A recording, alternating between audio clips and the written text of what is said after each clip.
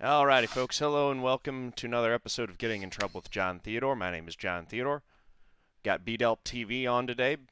BDelp, go ahead and introduce yourself to the people. I am BDelp. I stream iRacing on Twitch here. I'm also just a member of John's community and one of his subs. So I'm a college student at Harding University. It's a Christian college, and we'll talk more about that later. But so yeah, that's about it for me. Where in the country is Harding University located? It is in Arkansas. Okay. Of all places. Good deal. Are you from Arkansas originally, or did you travel out of state to go there? I traveled out of state. I'm originally from Pennsylvania. I lived in Pennsylvania for 16 years, and then I moved to Charlotte when I was 16, and then from there I came to school here. Good deal. And why? What factored into the decision to choose Harding? What are they known for, and why'd you pick to go there? So, I am a Christian, and so I came here just because my church gives me a scholarship to come here. But so that's one part that factored into it. But there's also they have a good communication program here, so that's like anything to do with radio, television, video editing, anything like that. And so that's what I came here for, and that's what I love to do. And like today I was out filming a movie, a 5-minute film. But so yeah, it's just a good aspect for that. So it played into me wanting to come here because of what all they put forward in that. And it's a lot of hands-on work rather than just sitting us in classrooms. Nice. Yeah, that's definitely really good, especially for that kind of work. What do you aspire to do in that field? Where do you see yourself going professionally? My original hope, I want to be a movie editor. I love editing and things like that. I love making a project that people in the end get to see. So, like even in high school, I would do it. I just love entertaining people and putting projects out there like that.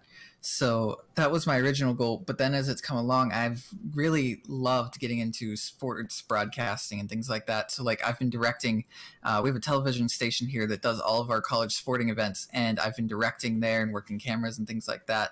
So, and it's something that I've started to really enjoy too. So the cool thing is when I graduate, I'll have a bunch of different opportunities where I can go job-wise because I'll have learned so many different things. Absolutely. Yeah, that's definitely one of the cool things about college. If you take it, full advantage of it, is you can learn nice diverse skill set and get a really good knowledge base. So that it's especially important with the way that the world works today, as things are constantly changing, to be adaptable and be able to make career shifts and do different things.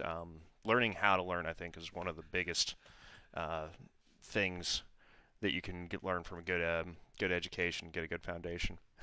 And that's like, I went to last semester, I was doing an internship, and I had to go interview for the internship.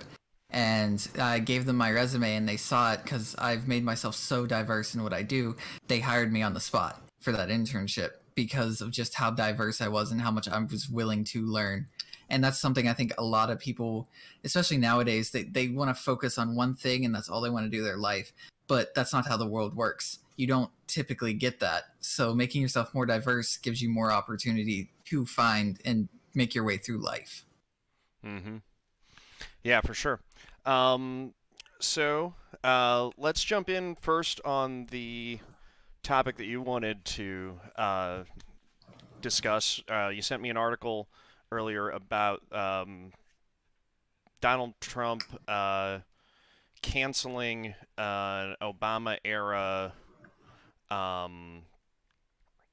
policy that opened up players from Cuba being able to play in the MLB without having to defect from Cuba to do so.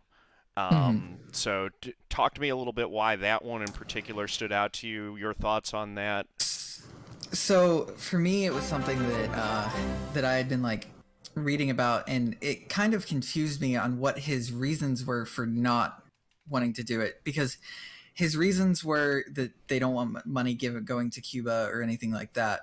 But it was something that like, it also, what it does is it provides legal immigration, which is something that he's really been saying.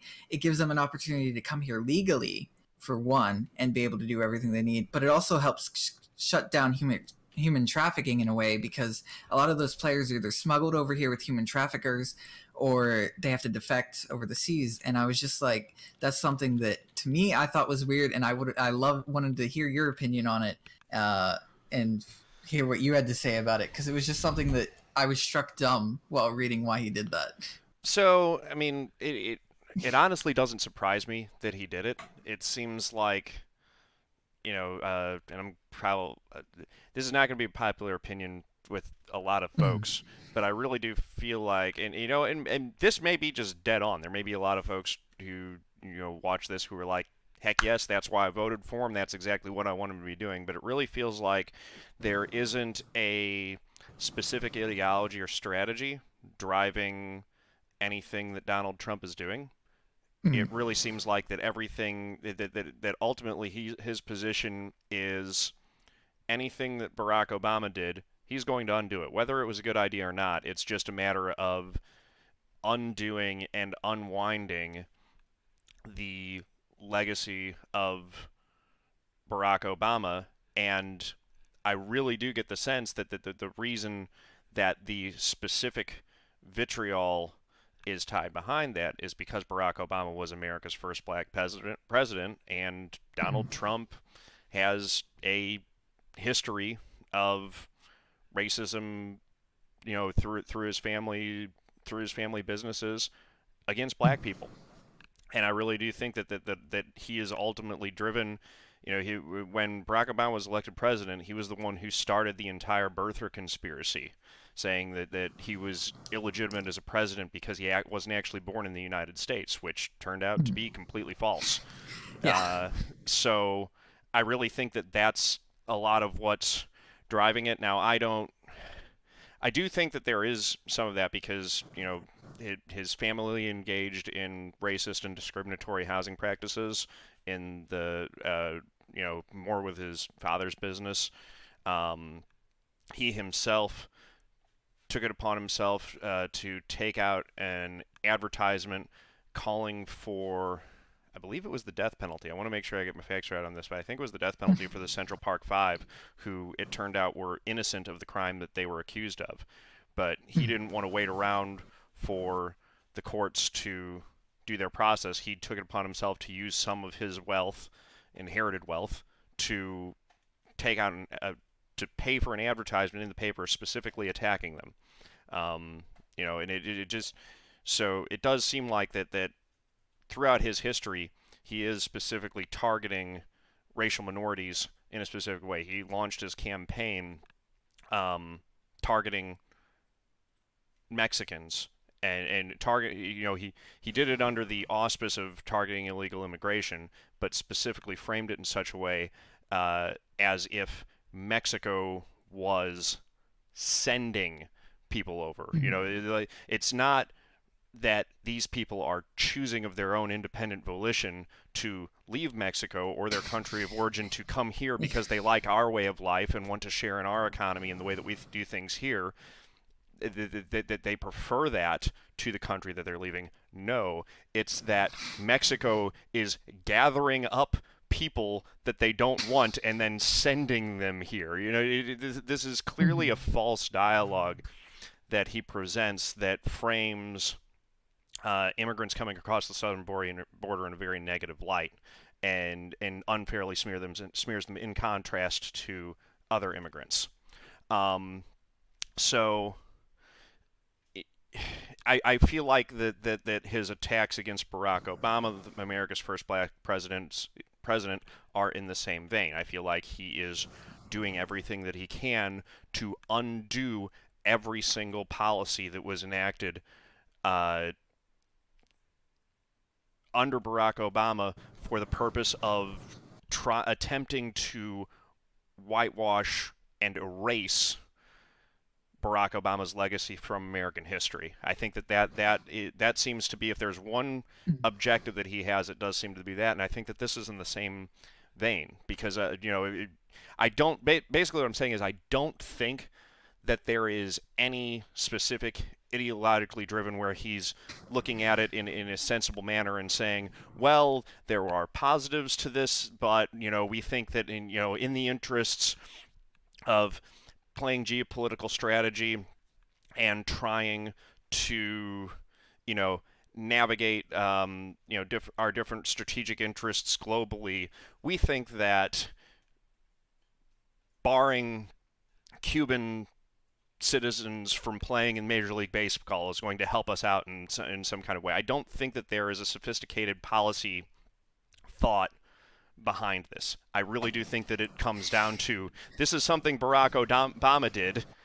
He's black. I don't like that he was president. Therefore, I'm going to undo everything that he did. I just don't get the sense that he's a sophisticated guy. I really think that it's that simple. Yeah, and that's where, like, when I was reading about it, he whole reason we don't want to give money to the Cuban government, but it's not really giving the money to the Cuban government because it's giving it to that league that they then use, such as what we do with the Japanese league. When we have people coming over from there, we pay money to that league, and the people can come over safely and not have to come over illegally. In which sense, and there's many stories of people, I don't know how many in the community here actually watch baseball, but a big one was Jose Fernandez, and they talk about how him and his grandmother had to defect, and they talk about the story where he was like, he had to pull her from the water and all this stuff, and it was just I believe that's how it went. And I was just like, we have an opportunity to make it safe for people to come, and legal in the sense they're not having to defect. They're legally coming here, and he's all about this, it being legal for people to be here, and doesn't want to do it. Right, and I do think that this this policy, this approach that we've had of continuing the Cold War, of trying to punish countries that have chosen a different economic model than our own, because that's really what it comes down to, is we're America, we're team capitalism. Anyone that's not on team capitalism, we're going to impose trade embargoes, use our political clout to make things as difficult as possible. And it's not about, putting up a test of seeing, hey, let's see if capitalism works, let's see if communism works. No, it's about using our wealth, our might, to crush anyone who is trying a different economic model for themselves and for their citizens. You see it happening in Cuba, you see it happening in Venezuela, and obviously there are different complications involved in every system that every country has implemented. But it really seems like that this gamesmanship, trying to, pointing the finger at Cuba and saying, see, communism fails, capitalism's awesome. That's not, first off, that's not helping us, America as a country. It's cutting off trade to a neighbor close by. It's blocking access to a country that some of our citizens might want to visit or trade with or interact with. It's blocking people from Cuba who would want to come here to visit family or anything like that from being able to do that. It's preventing trade and interaction. And this is another thing. You've got people in Cuba who are really good at baseball, who would like access to Major League Baseball, but we're saying, nope, you can't come in unless you defect because we don't like the way that the economy works in your country. That doesn't seem to make a lot of sense to me. And it doesn't seem like it's worked. Like, ultimately, the trade embargo, the travel ban, all of this on Cuba, yeah, America won, but what did we win, really? At the end of the day, that doesn't seem to have worked, and it really doesn't seem to have worked for the citizens, the people of Cuba. And that's where, like, with the positives of it, like I said, there's so many more positives than any negative of giving money to the Cuban government, when it's really going to, it might go to the government. I mean, don't know. We can't see their business model for their league. But like I said, they're coming here legally without having to defect. And then it's shutting down human trafficking in a sense, because they're using human traffickers to get these players over here. They're paying them so much money to transport them over here. And so I was just like, wouldn't helping shut down human trafficking in a sense, wouldn't that be better than his own pride here?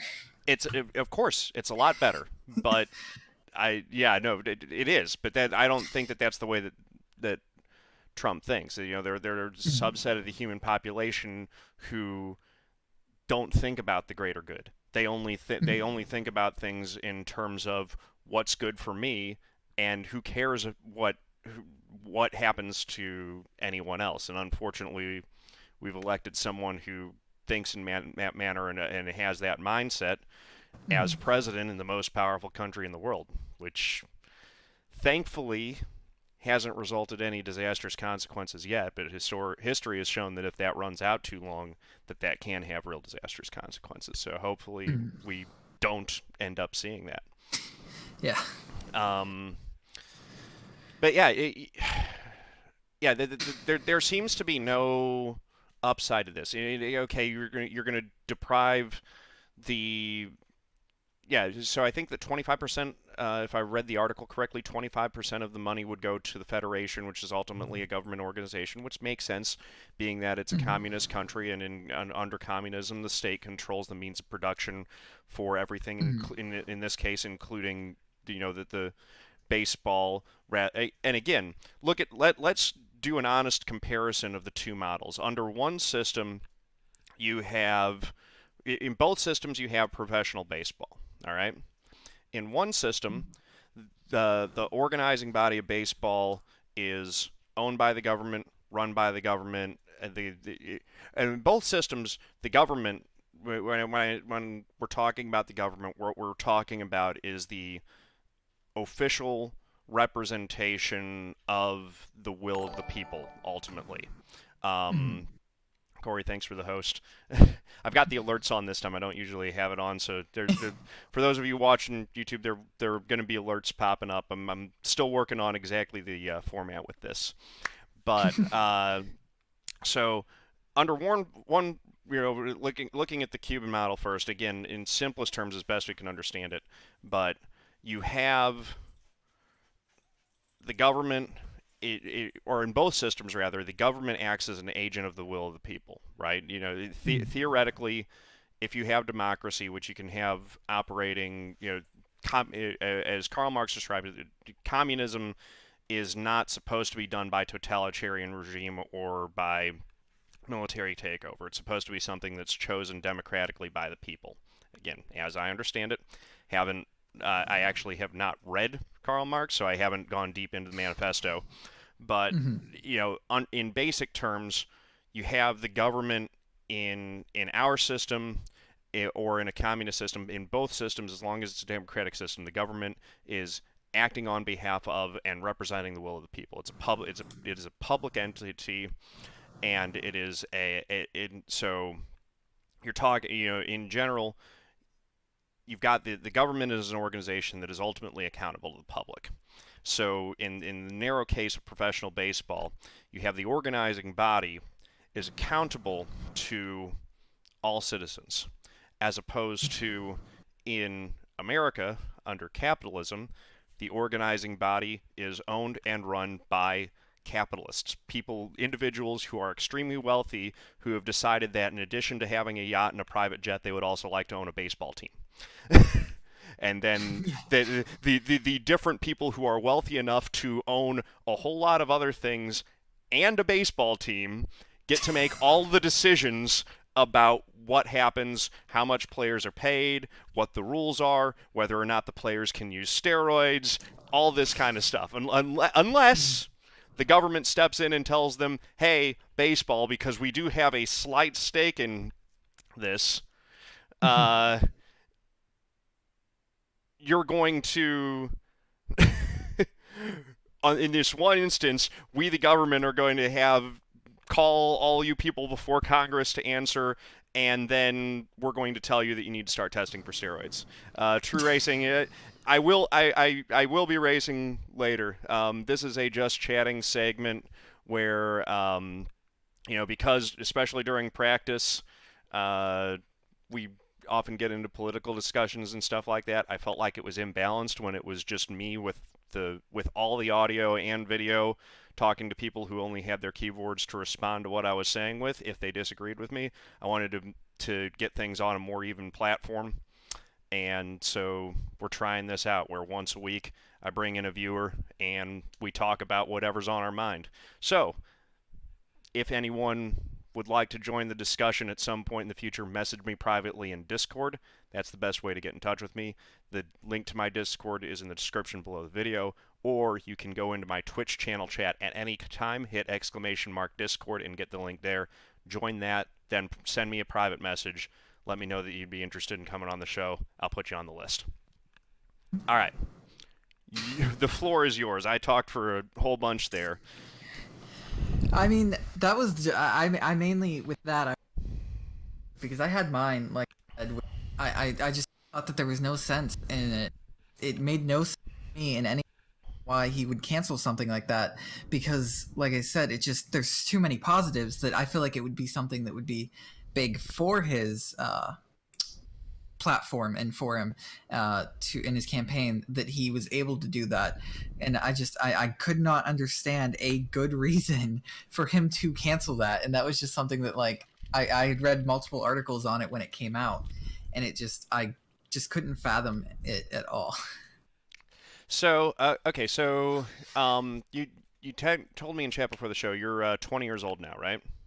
Yes, and that's where as we continue, I do want to say that I will say I'm not very educated with political stuff, things like that. I understand I'm only 20. I do not know everything there is. I don't know every policy, anything like that. So I will be the first to admit that. Understood. But... And well, okay, so I'll respond to that by saying it is impossible to know everything about everything. I follow politics pretty closely as well as the news because I feel like two things. One, we live in a democratic society. Obviously, some people will point out, hey, we live in a republic. Yes, a republic is a form of a democracy. It is a representative democracy where the people choose representatives to act on their behalf.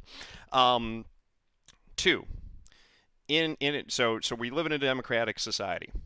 In a democratic society where people have the ability to choose who governs them is relatively unique. And that there are few.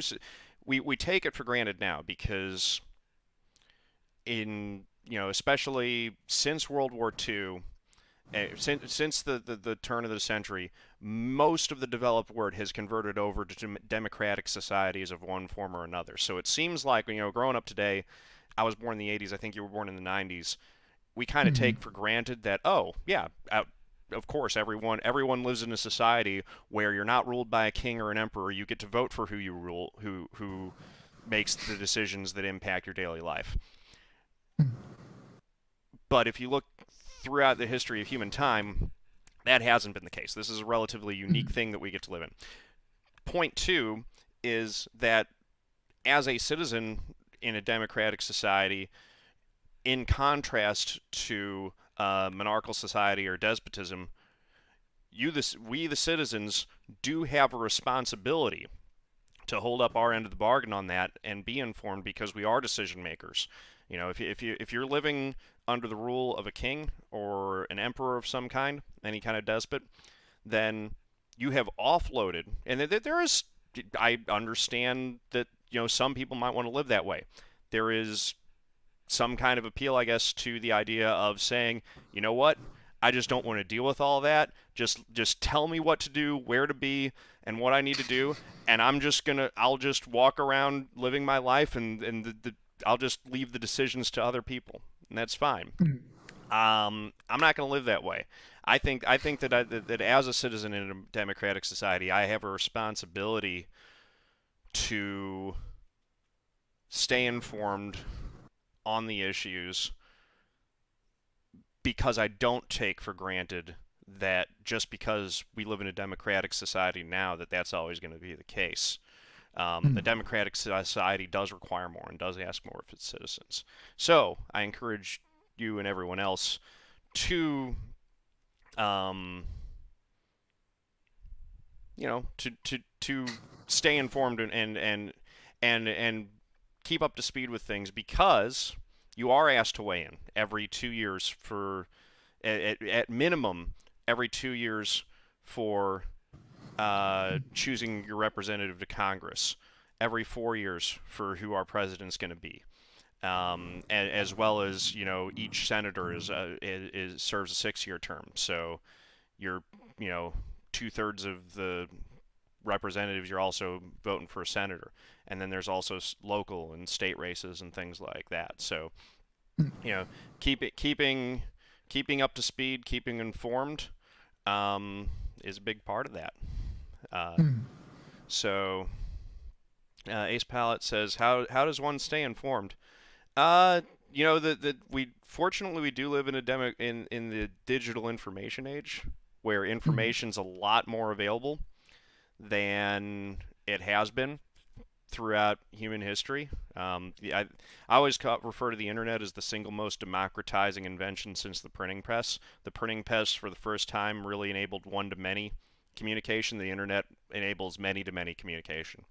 So there are a lot of sources out there. Few ways that I like to stay informed is there are several good news publications that I actively like their Facebook pages so that important news articles show up in my feed. I also have applications on my phone for several news sites so that I get news alerts, and then I try to keep up on politics. I myself am a liberal progressive. That's no secret to anyone who watches this channel. So I like to watch the Young Turks in the evening. That's how I keep up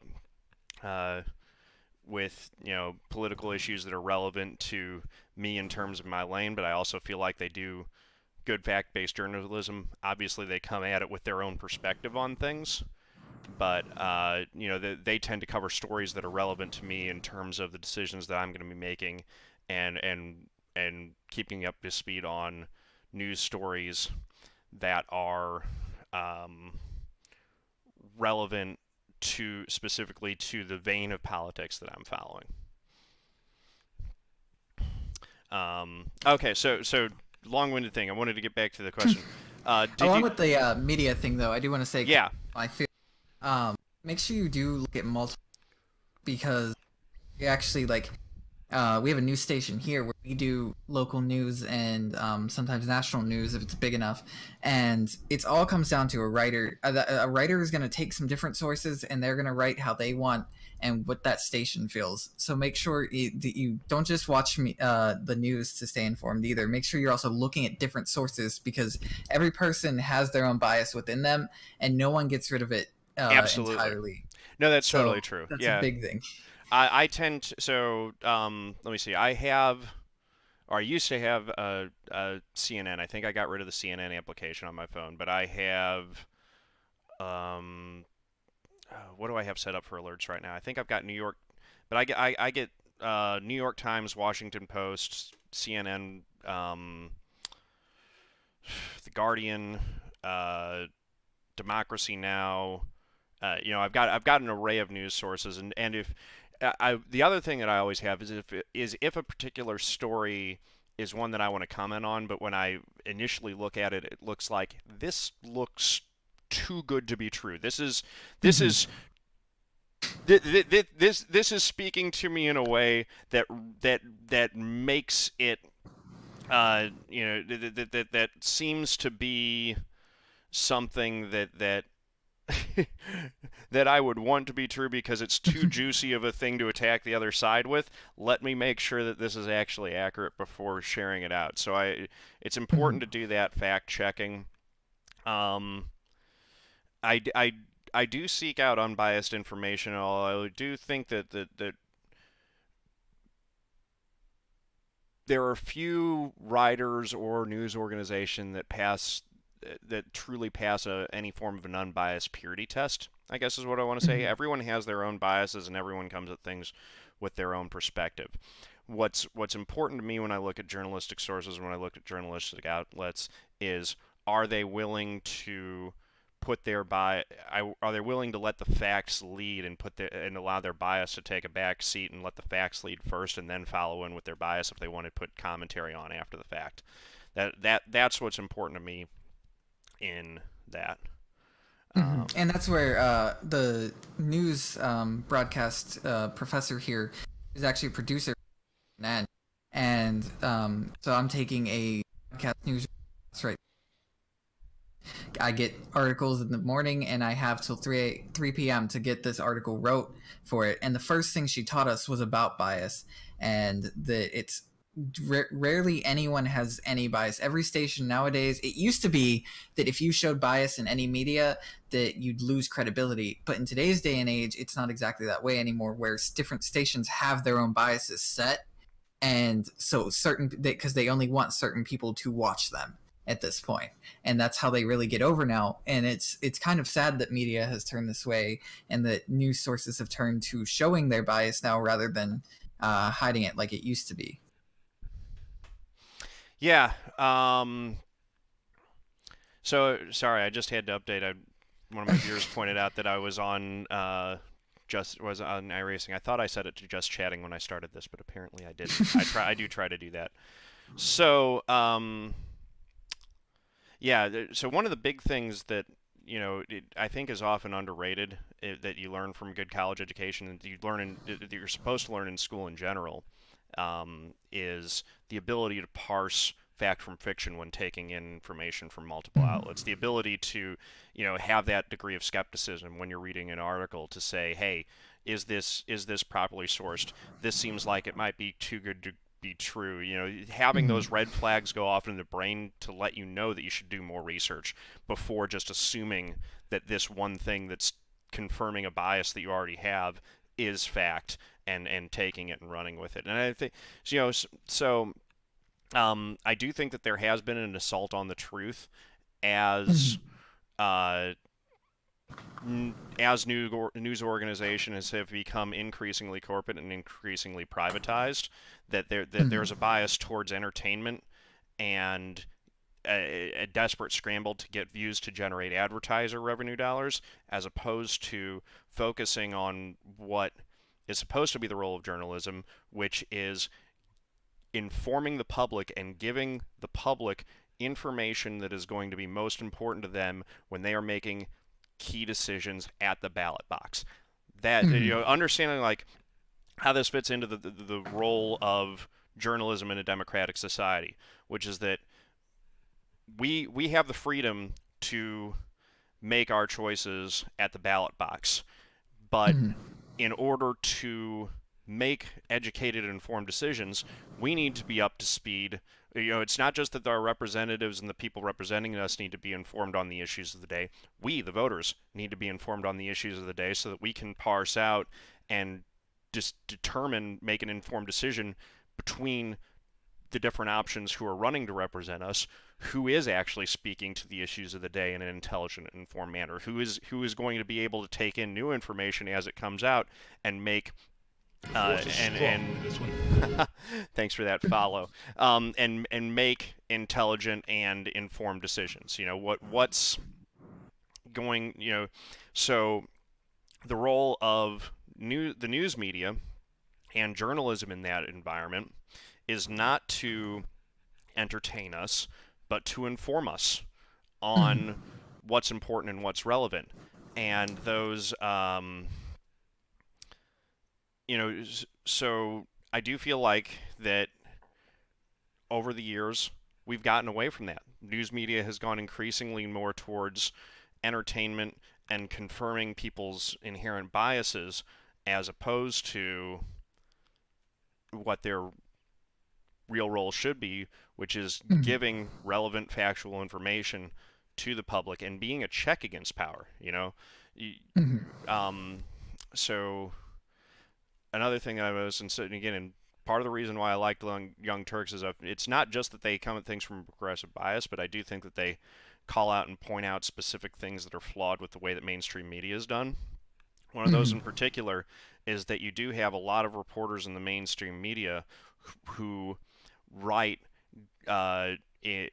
favorable language and appear to have a very cozy relationship with the people in power in Washington, because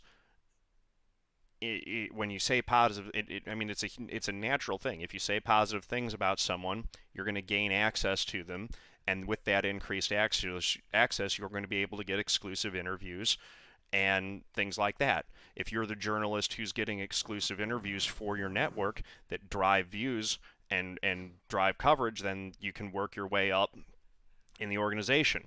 That's great for you, but you're doing the public a disservice when you are not aggressively going after the truth and doing what the role of the Fifth Estate, what journalism's supposed to do, which is acting as a check against power on behalf of the people.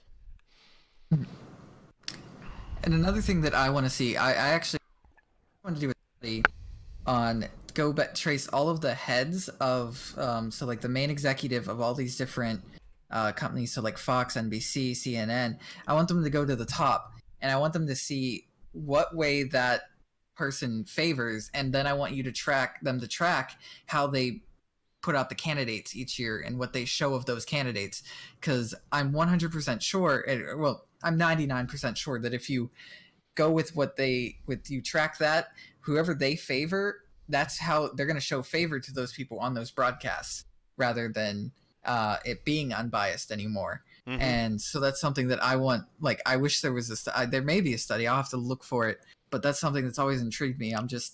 I want people to actually be able to look at media now and realize that no matter what there is, there's always going to be bias now. It's very hard to find very completely unbiased people in today's day and age because of the way the media has gone. Right. I do think that, and yeah, because the media plays to our biases, and whatever your political beliefs or personal beliefs or ideological beliefs, you can generally seek out and find a media source that confirms your own biases and further entrenches your views in that. And it definitely drives a wedge between us as citizens. It makes it difficult for people on different sides to communicate and talk effectively about areas of disagreement, because we are presented with politics. The example that's presented to us by the people who are discussing it professionally is that it's a shouting match, that it's a debate, that if that's people on the other side are the enemy, and that they should be maligned, and you should do anything possible to defeat them. And I think that does a great disservice to the public in terms of facilitating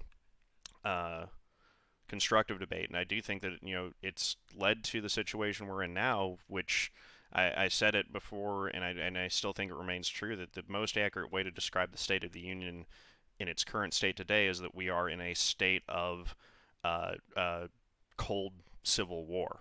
A cold or a civil cold war. I'm not sure which way that would go, but yeah, we're basically in the midst of a cold civil war where two sides have stopped talking. The different factions have stopped talking with one another. They view, Republicans and Democrats, left, right, view each other as enemies on the other side, and it hasn't broken out into hot war, thankfully, but the walls are so clearly defined that it's not that dissimilar to what we were talking about earlier with the U.S. and Cuba, where basically everything's broken down. We're even doing political trade embargoes on both sides, where the on the left, when it was put out publicly that the owners of Chick-fil-A were donating money to anti-gay groups, or groups that were actively working to oppose same-sex marriage, that people on the left, and I'll raise my hand, I myself am part of this. I have not eaten at Chick-fil-A in 15 years probably. And part of that, like, it's not really a sacrifice for me. There are a lot of places where I can go to get a good sandwich. So when I'm talking about my hard-earned dollars going towards something, I'll go take it to the sandwich place that is not actively working to make it so that my friends can't get married. But and then on the other side, Nike runs an ad with Colin Kaepernick in it, and you've got people on the right all of a sudden, taking boxes of Nikes and lighting them on fire on YouTube, and so, that's where the trade war embargo comes in. So it really does feel very much like a Cold War. And I Hmm. don't think that that's ultimately productive. I would prefer, well, so if we're given that we live in a capitalist society, given that the Supreme Court said that money is speech, I think it's totally legitimate for us as the citizens to use our spending power as one of the ways of conveying our ideology. But I don't want that to be done as the only thing. I need it to, I want, that's one way of doing it, but we should also still be having the discussions with each other, and that's the sort of where I fall on that. Hmm. What I do want to ask you though is, if you're 20 now, were you 18 in 2016, and did you vote in the election? Um, I trying to think back year wise. Yes, 2016. I would just turn 18 in June before the election. Okay. So, but I did not vote, and my reasoning for it was I had looked at both parties, and I did not feel I wanted either of them to be president. And you can say go put a vote for a third party, but we all know that there's no chance a third party will ever win, and that's Correct. that's the sad fate that we are. And as much as people were like go vote, in a case where my first time voting, I had the options of Hillary Clinton and Donald Trump.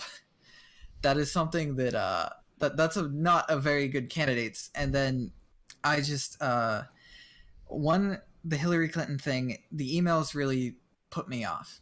Mm-hmm. I as someone growing up in a digital age, when someone hides something like that is of national security level stuff, then there's an issue there, and you can't look past that. Um, and then Donald Trump is Donald Trump. No one wants. Well, I guess there are people who want Donald Trump as president because he won, Right. but it was not an option where I felt it was something that I wanted my first time voting to say, oh yeah, I voted for Donald Trump my first time voting, or I voted for Hillary Clinton. It wasn't something that I felt was, to me, it was something that on my conscience, I was like, this doesn't feel right either way. Yeah. And there were a lot of people who felt your same way. I think that, if I remember correctly, it was in something we've become known for here in America, which is very low turnout in our elections, which is interesting Mhm. given that we talk about American exceptionalism and hold ourselves up as the shining beacon of on the hill of democracy, and yet among active democracies we have one of the lowest voter turnouts Mhm. consistently every single time around. It's very disappointing. Mhm. Um, but And it was it something where I was coming off of my senior high school, and we didn't have safe space in high school to talk about politics or anything like that because I was in an AP government class where you think we'd be talking about government and things like that. We could not bring anything up in that class because there was three people in there who all they would do was scream the entire time. And it just was not a situation where you could have a civil conversation, and it wasn't worth it. And so that's where it was something that was just a little bit difficult. That's it. So, yeah. So contrasting that with my experience in high school, not only did we had multiple avenues for Mhm.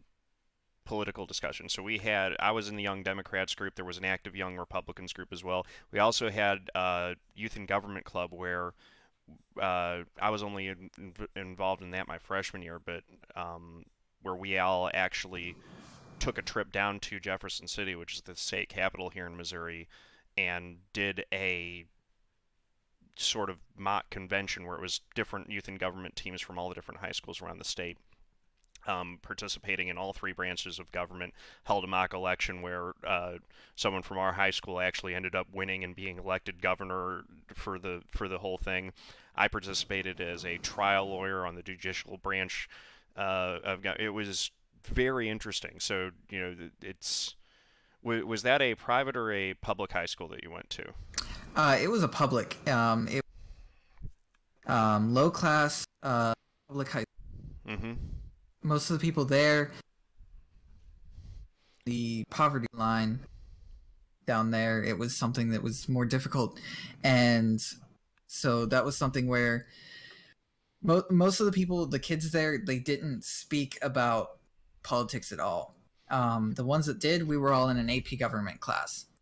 The ones that tried to talk about it, but the problem then with that was there was three people there who were, I, they were technically liberals, I would say, but they weren't. I don't know exactly what to classify them as, but they would literally, you could not speak to them about anything because all they do would scream at you the entire time. So we ended up just stopping talking about politics in general, and it was kind of a sad revelation.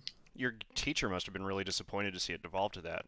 Because if I remember how Well, my social studies teachers and history teachers and stuff like that, it would have, especially me, but like it would have pained them to mm, know that if I had in my first opportunity to participate in an election, if I would have told them that I didn't vote.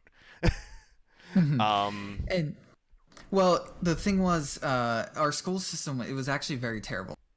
School systems in North Carolina are typically some of the worst. I believe they rank pretty low. I think they're down in the 30s, out of the states. And our school system specifically, our district, they got an F on like this grading scale. jeez. So our teachers there typically they come for 1 to 2 years and then they leave, and so that's how bad it was. So when I transferred there from Pennsylvania, Pennsylvania is one of the top schools statewide. Hmm. They typically rank in the top 10, and it was something that was, there was a lot more communication, a lot more option up there. They had student governments, things like that. They didn't have that down there in North Carolina, and that was a big difference for me. It was like a huge culture shock going from the Pennsylvania down to North Carolina. So it was something the teacher didn't. It didn't bother the teacher at all. She didn't really talk about it much. This is the same teacher who I got 100% in her class because I was the PA speaker for the women's soccer's games because she was the coach. Like that's the type of teacher she was. So Man, it's that's how bad the school system was, and like that's yeah, that's I so hated it coming in disappointing. here. Yeah, Yeah. that right, and that so I had the benefit of going to one of the probably honestly one of the better public schools in the country, I would say. I mean, Mhm. Kirkwood High School had its problems, but it we had the majority of my teachers were career tenure track teachers, teachers who went into teaching because this is what they wanted to do for their career. They really cared about the students and the subject matter. Even when I would, have different disagreements stylistically with certain teachers, it was never, I never once thought that my teachers did not care about the subject matter and did not care about me learning something when I went in there. Mhm. Um, and that is definitely a thing. So we do have some comments on chat, specifically Spitz, who Mhm. I'm sure you recognize, doesn't want me to quote unquote let you off on the false equivalency of Hillary versus Trump, which is fair. So I need to ask the Mhm. follow-up question here: Do you regret your decision not to vote now, having seen Trump in action? I don't, and I know that some people something that they don't want to hear because I know there are people. Trump is. I will to say Trump is awful, and I'm not letting him off the hook at all. But I don't know if Hillary would truly be better because, and none of us can really say that she would be 100% better because we haven't seen it.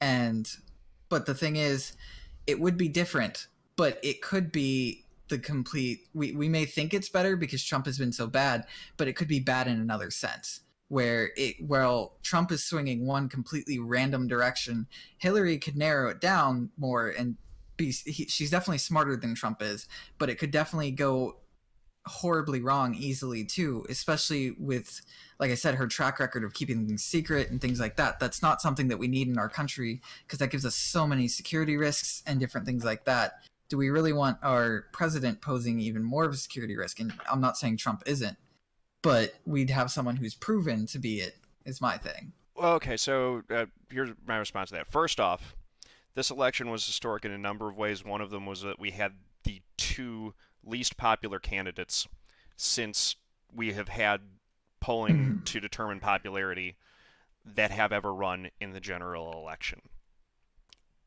Mhm. Absolutely terrible.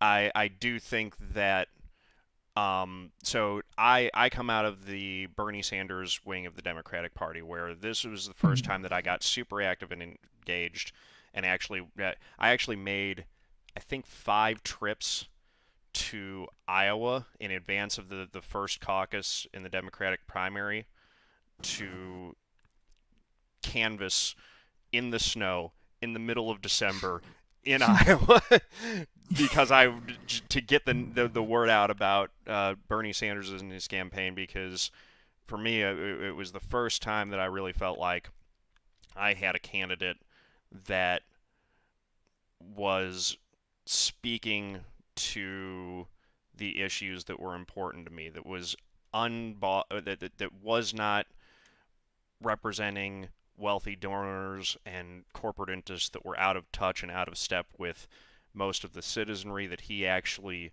was speaking to the issues of income inequality, the way that that the major trade deals and the had done a disservice to the American worker, how the weakening of the labor unions had depressed wages, how while the Affordable Care Act had addressed some of the issues with our healthcare system, it didn't address the core issue that Mhm. which I believe, which is that if we're living in a society where we take care of one another, if someone gets sick, the decision ultimately of whether or not they get treatment for their illness should not be based on whether or not they can pay for it. Mhm. That seems fundamentally flawed to me, both as, as a human being first off, but also as a Christian. I raised a Christian. I've been a Christian my entire life. I believe that the core message of the Bible is that we're ultimately we're put here to take care of one another. Mhm. And if we're not doing that, if we're organizing our society in a way that I get mine, you get yours, and if you don't have enough to pay for your cancer treatment, then you die. I'm not okay with that personally. Like, and I Yeah. don't think I think that drives against the core message. Um, Mhm. so all of that said, I campaign. There were some real clear problems that I had with Hillary Clinton. The and that there were some things with that.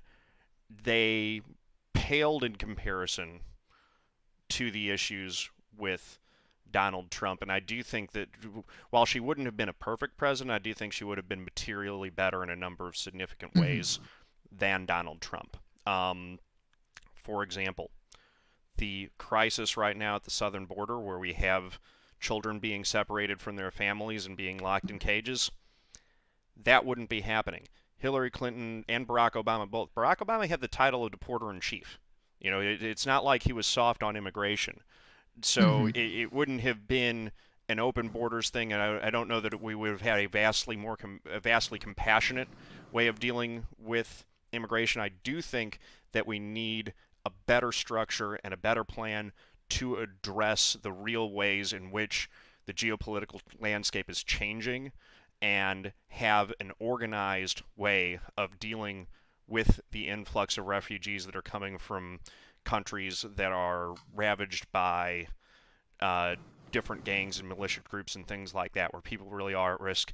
It's written into our laws that they have the right to come and present at the border as a refugee, claim refugee status, have their case heard in front of an immigration judge, and determine whether or not they can have a legitimate claim. That's one of the things that really has frustrated me about Donald Trump and this administration specifically, is that he is phrasing people who are following the law. They are coming to Mhm. the border, presenting and presenting, which is what the law says. He's calling them illegal immigrants. That is Mhm. fundamentally dishonest and wrong that he's doing that. So that under Hillary Clinton, that wouldn't be happening. Mhm. Um, Under Hillary Clinton, we probably would have the Trans-Pacific, the TPP, the trade partnership. That would have happened. I'm not sure that I agree that that's a good thing. That is the maybe the one thing that, and I've got disagreement with some of my friends who are Democrats. That's the one thing that I didn't love. Bernie didn't love it. You know, I'm not sure that I agree with the way that, or the particulars of the way that he blew that one up. I think that there Mhm. were problems with it, but uh, you know, so that would have been possibly worse for American workers. Now, all of the different trade embargo or all of the different tariffs that he's implemented, and that's been materially worse for American workers, Mhm. for American farmers. That's something that wouldn't have happened. Um, and on the issue of being a security risk, so and specifically diving into the emails. And I also want to bring in the Benghazi investigation because that's something that's been brought up against her time and again. Mhm. We had the Republican controlled Congress did, I think, a total of 7 investigations. Spitz probably knows better. Spitz, if you have the actual number, drop it in chat because I know that you probably got that at the ready. But the Republicans led Mhm. at, I think it was either 7, 6, 7, or 9. I forget exactly the number. A lot of investigations into Benghazi, and they determined that there was no criminal wrongdoing in that. That Spitz, it was the number of investigations into what happened in Benghazi, which was a terrible tragedy. Mhm. Um, that it happened. It's a terrible thing that those soldiers died and that we weren't able to get help there.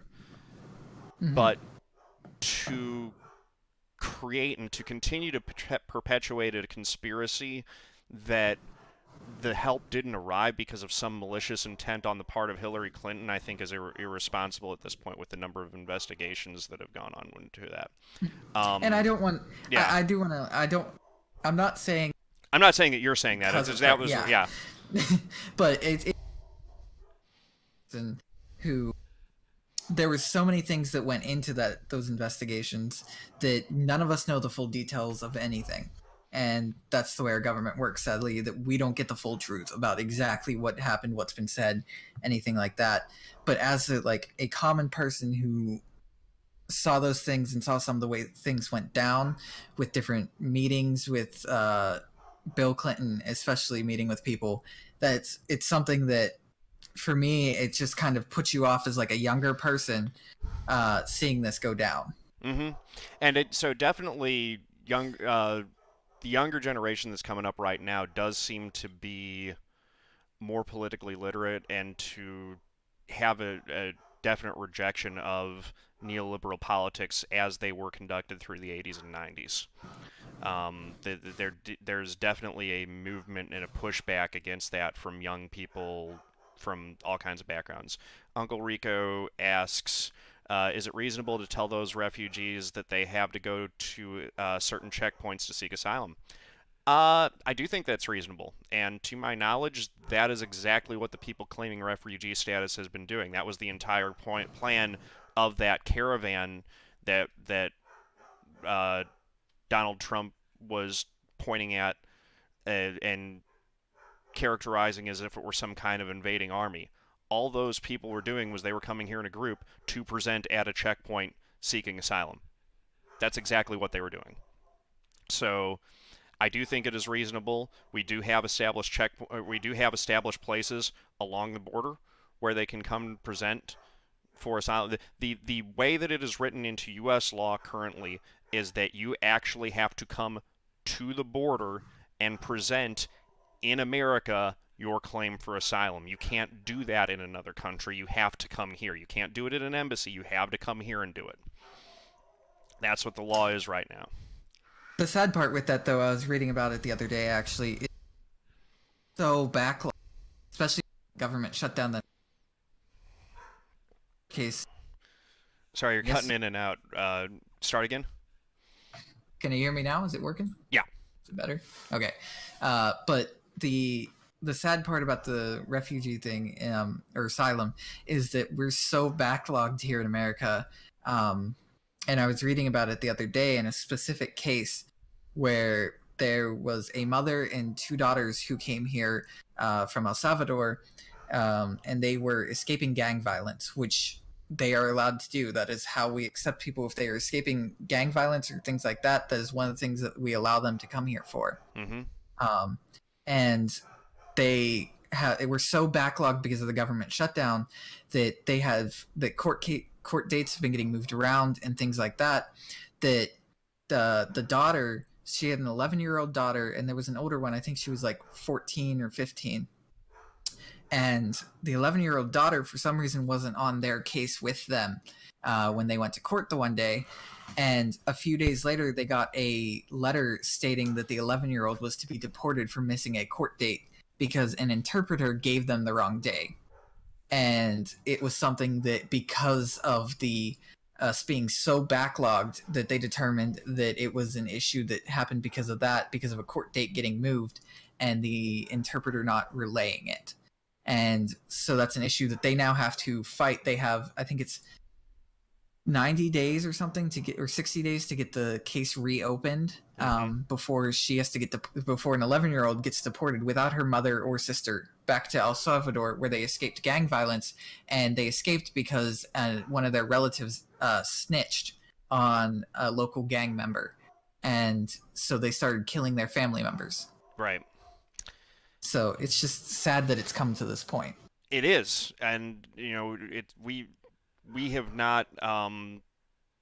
The United States has played a huge role in creating that gun violence because, or the violence that's happening in the other countries because of the war on drugs. Because we created the climate under which that violence is happening in a lot of ways. We aided and abetted it. But even whether we had a role to play in it or not, we do have a responsibility to people who come here seeking, assistance and refuge to escape from the violence in other countries with less stable governments than we have here. I agree that if you're not going to play by the rules in America, whether you're a U.S. citizen or not, then you don't get to participate. And we do have a social contract here where we have a certain set of rules. You're not going to kill one another. You're not going to steal from one another. Those things. You do have to play by those rules. We have, but if you're coming here to honestly follow that, then personally, I'm for letting them all in, because I think that immigrants enrich our culture rather than detracting or taking away from it. Mm-hmm. Yeah, so Spitz brought up the issue of climate change. First off, just for context, what is your what position do you take? Do you agree that we're facing a crisis right now where human activity since the industrial age has been having an impact on the climate in meaningful ways, and if we don't do something about it to reverse course, that we're going to be in a true crisis situation? Or do you take the position that the climate is, or what is your take on it? Let me just ask it that way. I believe that my feeling is that we need to You just cut out our again. environment. Why Yeah, is it I don't know coming? why Is it better? it keeps doing that. Yeah, once you Okay. address it, I wonder if the noise detection, if you drop a little bit below the detection threshold or something. Maybe. I'm not sure. Um, but anyway, but I feel that we do need to take better care of our environment as it is because I don't feel anyone can look at what we've been doing and say that it doesn't affect our environment. We have so many pollutions going on, and it's been going on for a while, and we've made progress in taking away some things where if you go back to the 70s and 80s where steel mills had the giant towers that were just putting out a ton of smoke and pollution into the air, and we've made them put filters and things like that on, but still there's so much more that we need to do. And I feel like we were given this environment and we need to take care of it is a big thing for me that a lot of people just want to ignore. And you people want to say, oh, climate change isn't a thing. Well, even if it's not, we still need to do a better job of taking care of our environment. There's so many options now with recycling and things like that that we need to be doing more to take care of what we have before we lose it. Right. So again, and I gotta do this, but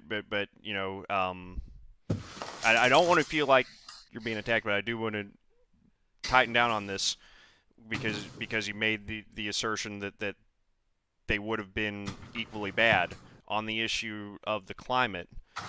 Mm. Do you agree that there would have been a material difference in having a president who recognized that man-made climate change is a real problem and that we need to face it versus someone who claims that it's a hoax created by the Chinese?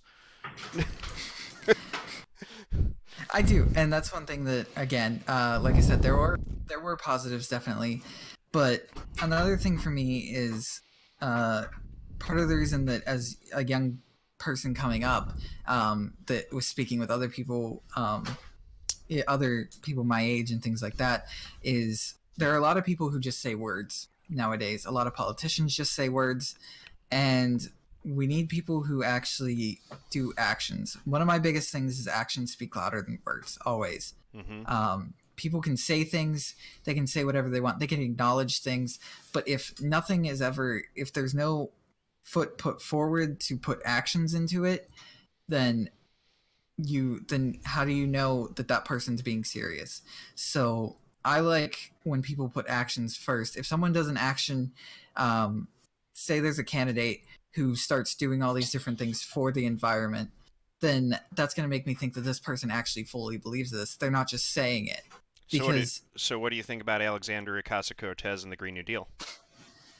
uh, I don't know too much about it, honestly. Like I said, I'm an uneducated person. I firstly admit that. I am in college. I'm have a ton going on, but Understood. I there's a lot going on when you take 18 hours.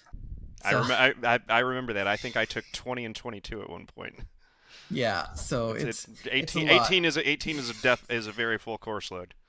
Yeah, so I try to admit that I am uneducated on things, but from what I've seen and I've heard about her, and I've seen different things of her actually putting the foot forward to try to get people to do things and change things, and I like her personally. Mm-hmm. I may not know 100% all of her beliefs, and I may not agree with everything that comes down to it once I learn more about her, but from what I've seen so far, I do like it. I like when politicians take action, when they hold people accountable, and because those actions do so much more than words. People just saying things, it's basically like writing something on a paper and throwing it in the trash. It's the actions that matter. Mm-hmm. Uncle Rico asks, says we've done a tremendous amount of pollution control in the U.S. over the past 30 years. Why do environmental groups ignore the atrocities to the environment going on in places like China? I actually don't think that environmental groups ignore those atrocities going on in China at all. Mm-hmm. I'm well aware of that, and there are definitely China is well known for having particularly bad air quality and a lot of Mm-hmm. things. China is also in the process of developing and going through the industrial age they're trailing a couple decades behind us as far as I understand it. You know, when they were ravaged by World War II and were in a rebuilding state when we came out of World War II, thriving with a booming industry and things like that. So, and that's not to excuse them or minimize the impact that their current industry is having on China on things. But what I would say in counter to that is that we are in a position first and foremost here. So environmental groups here in the U.S. The place we can most affect policy is here at home, rather than in a country that is controlled by a government where we have no democratic say. Um, the other piece of that is that our government is in the position, and we are economically in a position to develop new technologies that generate energy in a more effective and environmentally friendly way. And then once developed, as more countries start developing their economies and start growing their economies, those technologies won't have to be researched and invented and discovered by those countries. They will simply be able to implement things that we have discovered. Right now, what China's doing and what other developing countries are doing is they're building their civilizations up and building the technology with what is available at the time to them.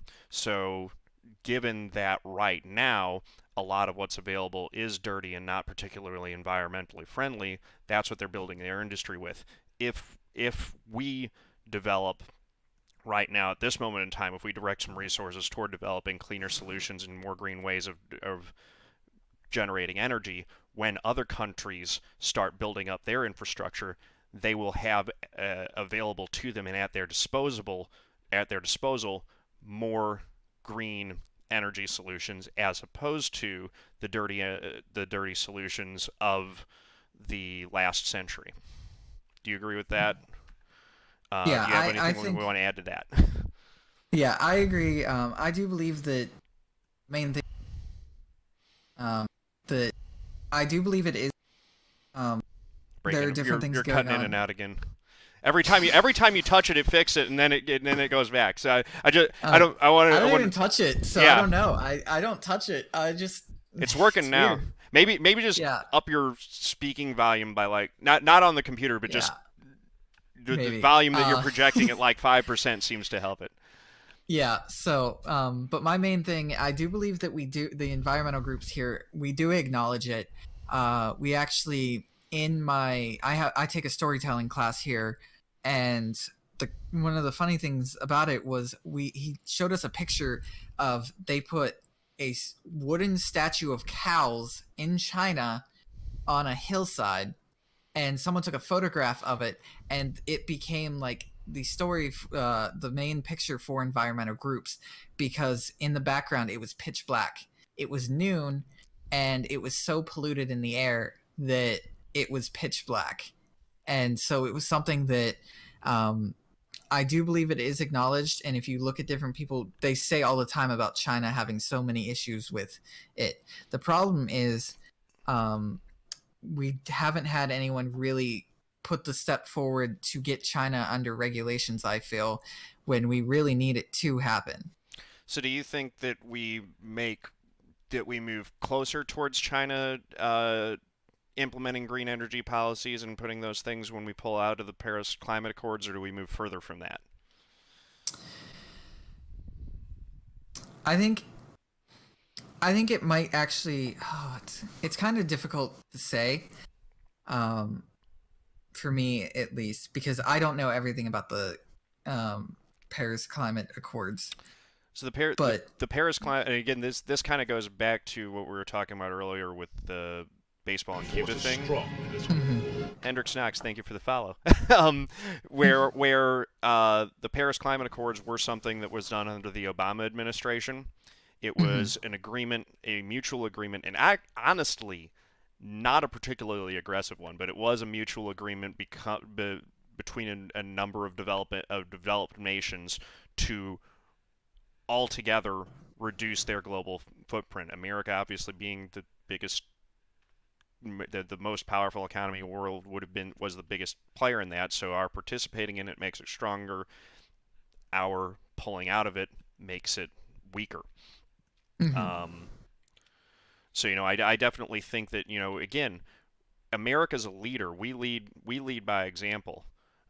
Spitz clarified, not just developed nations, everyone. Mm-hmm. So I don't actually have the list in front of me of all the nations that signed on to it initially, but I do think that with great power comes great responsibility. We're positioned as a world leader, um, and so if we lead on things and if we set a good example, the rest of the world, and we continue to do well, obviously the rest of the world's going to want to follow that because they're going to want to do well too. Mm-hmm. Um, and as we develop better technology that's cleaner, we make that by definition, once developed, that technology becomes available to the rest of the world to use as well. Mm-hmm. So, I would cite that as another material difference specifically on the issue of climate change, where I look, I supported Bernie. I was well aware and deeply critical of a lot of things of Hillary Clinton, and I was also personally hurt by the way, or I'm going to say wounded, or like I was personally frustrated and infuriated with the way that the Democratic National Committee chose to put their finger on the scale for one candidate over another in that primary. Mm-hmm. I didn't think that was good, and it bothered me on two fronts. One was that it bothered me that they were going against a candidate that I actually felt more closely aligned with the principles that the Democratic Party supposedly stands for, which is workers and labor versus big business and corporations, the environment versus oil interests, Mm-hmm. the social justice and criminal justice, income inequality. These are the things that are the other big one, peace versus interventionist war. The the Mm-hmm. the the, the folks who come out of my brand of politics who are staunchly against war and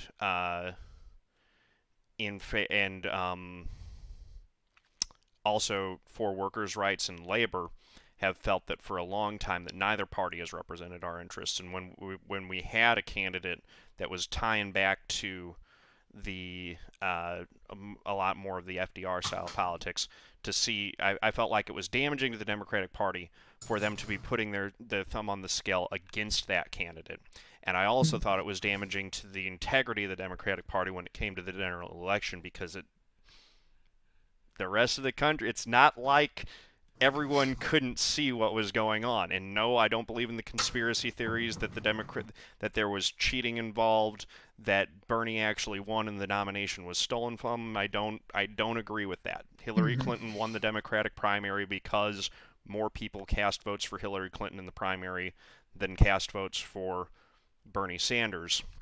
But that also does not excuse or minimize a lot of things that, while they may have been legal and in line with the rules that the Democratic Party chose to govern itself by, didn't look good and were unethical or irresponsible to do. And it's just not right. If you're claiming moral high ground while simultaneously doing things that are in a moral gray area, it undercuts your message, Mm-hmm. point blank. And we saw that. And I think that your opinion is an example of that, where you're looking at this and you seem to be very cognizant and recognize a lot of the flaws with Donald Trump. You definitely don't like him, Mm-hmm. Yeah. but you were clearly turned off by things that Hillary Clinton did as well. Mm-hmm. You didn't feel like she was honest or trustworthy. Mm-hmm. And and it, and I also, because I kept seeing as a counter to the claims that she was dishonest or not trustworthy, I would see articles put out by the Washington Post where they would cite their own fact checker and say, look, we compared her statements to other candidates, and she has more factually correct statements than the rest as evaluated by our fact checker. And it's like, that's not the kind of honesty or trustworthiness that Yeah. we're talking about. Hmm. Now, again, however, when compared to someone like Donald Trump, who literally just lies Hmm. all the time, and does so completely for personal gain and benefit, I do think that it is a false equivalency to, or just completely false to claim that Hillary Clinton is more dishonest or less trustworthy Hmm. than Donald Trump. I don't think that they're of an equivalent level at all. You're literally comparing someone who, again, says that climate change is a hoax created by the Chinese Hmm. to someone who I can't think of any one lie or anything like that Hillary did that was anywhere close to that. Yeah. With Donald Trump, it's like it's every single day. You set the pictures of his inauguration up side by side with Barack Obama's inauguration, and he claims that he had the most people at his inauguration than everyone else. It's like he lies about everything. Hmm. And I completely agree. And that's the said. I do go to this Christian college that's a conservative Christian college. Like I said, I don't agree with a lot of the views here. Um, my roommate, my freshman year here, back in 2016 when the election was going on, he wanted to come here for political science, and he was a complete Donald Trump fan. Hmm. Donald Trump could do no wrong in his eyes, and you could not talk to him about it, and it was just because all the different things he did, he was like, all the videos are fake, all this, and I was like, it's not true. It doesn't work that way. So it's So just that's kind of where crazy the way. that is where it does become honestly disturbing and Hmm. troubling to me, is that he does have a sizable block of people who Hmm. in their eyes he can do no wrong. Hmm. Uh he it doesn't matter. Everything that he says, they simply take him at his word for it. They don't fact check him. They don't trust any sources that present any counter evidence. And he is constantly putting out this line of, don't trust the media. The media is lying to you. If they say something different from what I'm saying, they're lying to you. They're wrong. So they are that there is a block of people who are taking Donald Trump. I feel, Hmm. I could be wrong on this, but it definitely seems like that they take what he says at his word Hmm. and will not accept any information to the contrary on that comes from any source. It doesn't matter whether it's an objective source or not. If it disagrees with Donald Trump, it's not to be trusted. It's fake news, which is again, it's interesting how it turns on its head, and it does feel very. Or did you read 1984 in high school, by the way? I no, we didn't read it. We talked about it as because we read Animal Farm, which by him. Oh, Mm-hmm. is it George Wells? Uh, Yeah, it was George something. Orwell. Yeah, Yeah, tap the yeah, mouse George real quick or Orwell. something. You're cutting out in and out. I think just moving it might wake Okay. it up.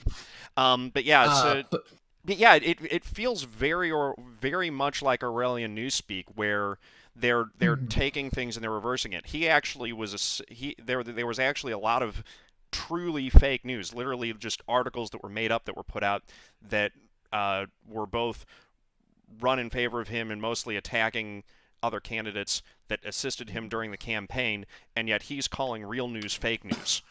Real is fake, Mhm. fake is real, up is down, down is up. Like he's literally playing the opposite game uh, to deceive people. It's a matter of course. All of these public CNN is not fake news. New York Times Hmm. is not fake news. I have my issues with CNN. I have issues with the New York Times, but what the they are not fake news. Fake news has a very specific definition where they literally make things up and present them as factual articles. That is not Hmm. what CNN does. That is not what New York Times does. I have an issue with some of the framing. I feel like they frame things with a bias towards corporations and the political establishment.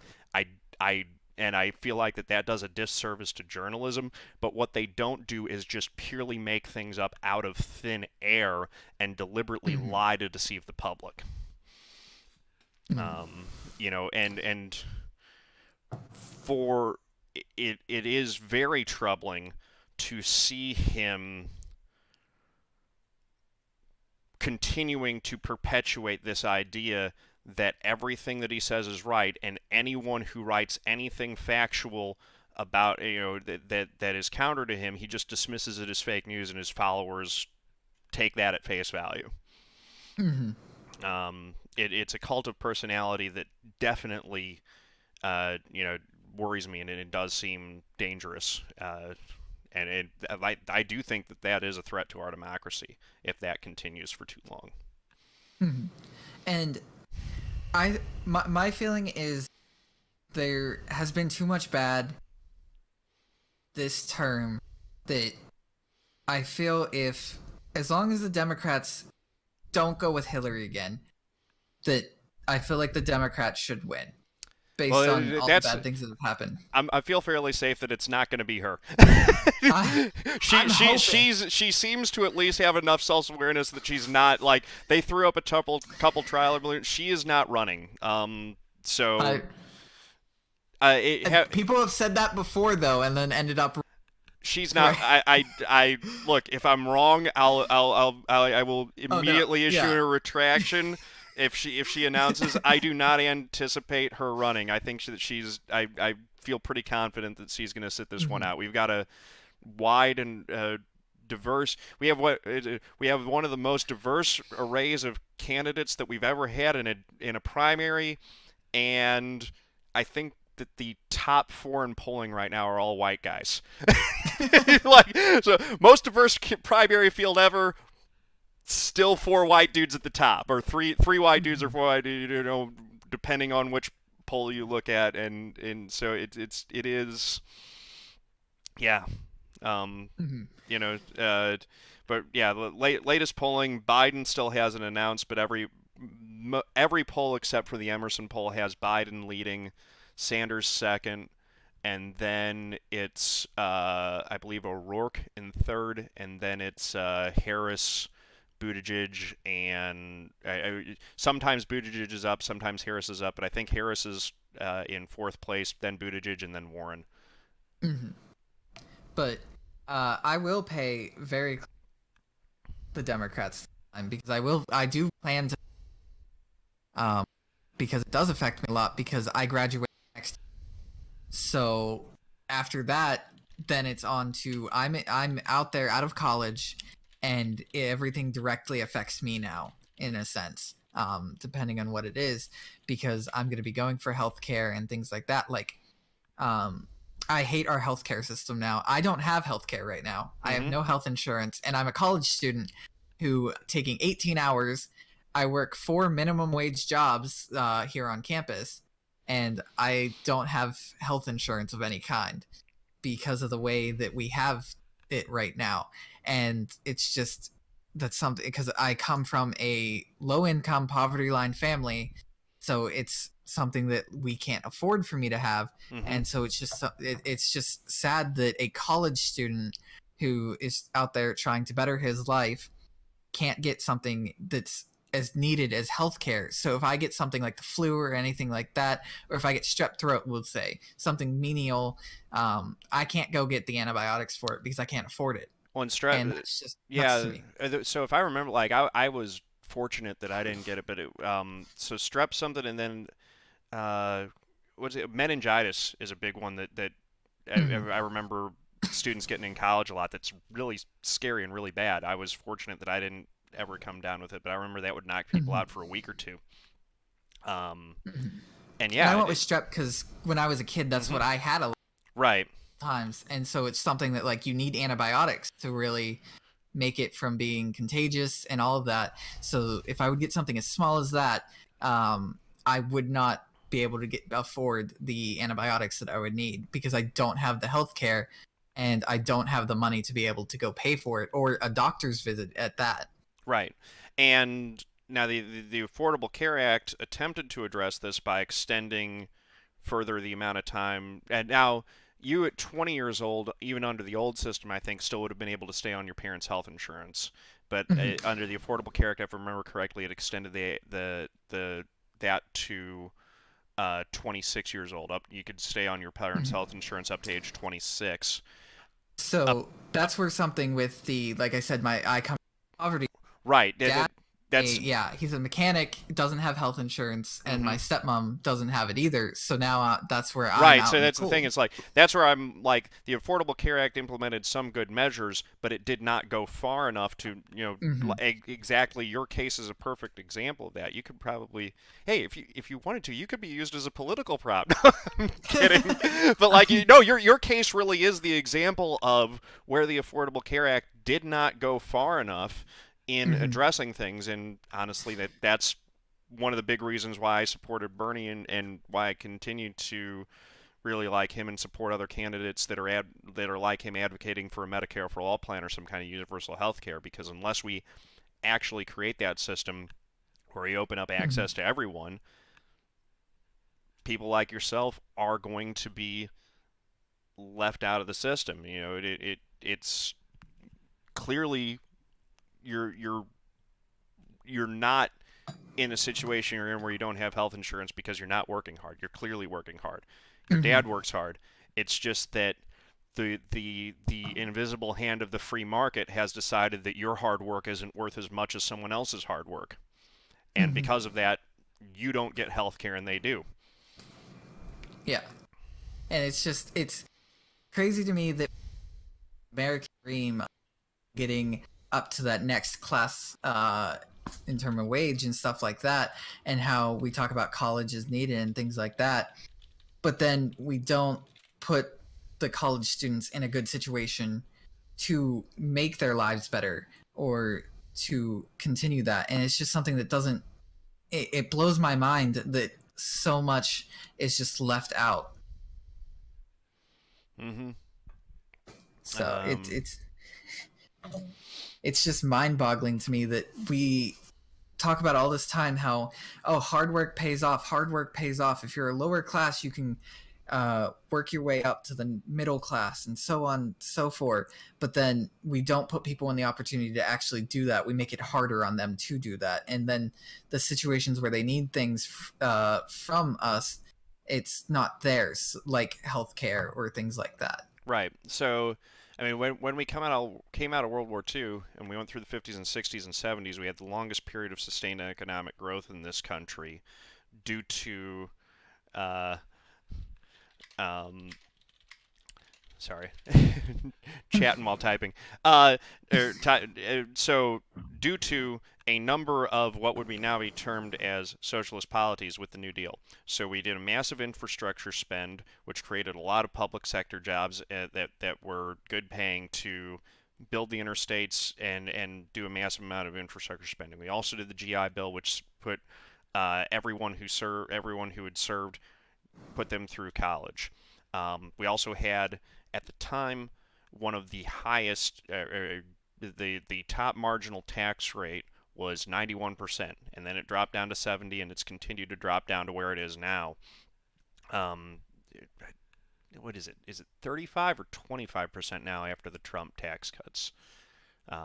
I forget which, but the effects of those changes in policy was that for a significant amount of time in America, when our economy did very well, and the working class got a significant share of those profits, and you really did have the ability that through hard work you could work your way up from uh, from the lower class, from a position of poverty, to a good middle class lifestyle, which is supposed to be the American dream. You own your own house, you've got a good job, family, couple cars in the driveway, what have you. You know, you Hmm. are living at a point where you own the land upon which you reside, you have a roof over your head, your basic needs are met, and you are not constantly under the pressure of being evicted or having to decide between which bills you're going to pay at the end of the month. You know, uh, we have shifted to the point where most people don't have that because as we started chipping away at the top tax bracket and lowering those taxes, what and there are a few other things, but what has shifted in this country now is that all the economic gains have started rather than being more evenly shared as the economy grew. Now all the gains in the economy have gone to the very top. The top 1%, as Bernie likes to talk about, are the top 0.1%. But all of those economic gains have gone to the very top, and the rest of us have kind of been left behind, and our share of the income is our share has remained stagnant. Our wages have not grown meaningfully in regards to inflation.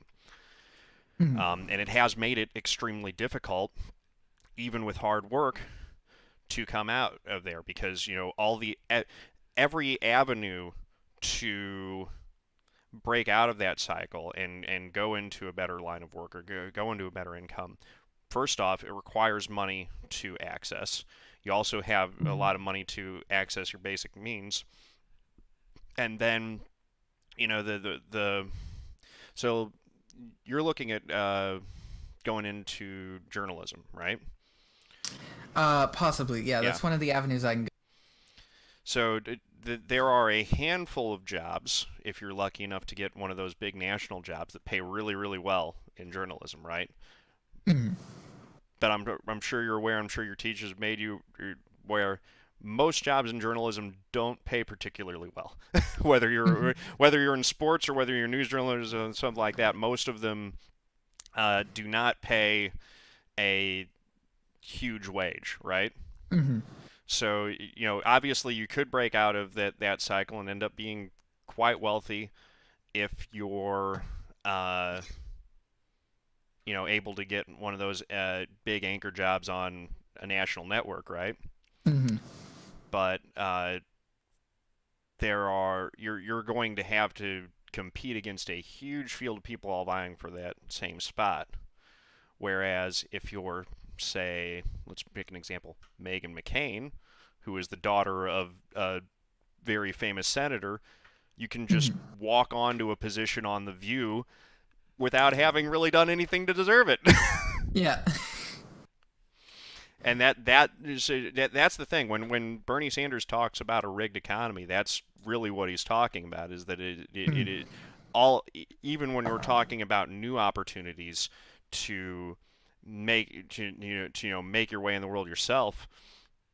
Um, the having wealth or coming from a family that has wealth is it gives you much more opportunities, and you have more opportunities available to you than if you are coming from a family that does not have great means or great wealth.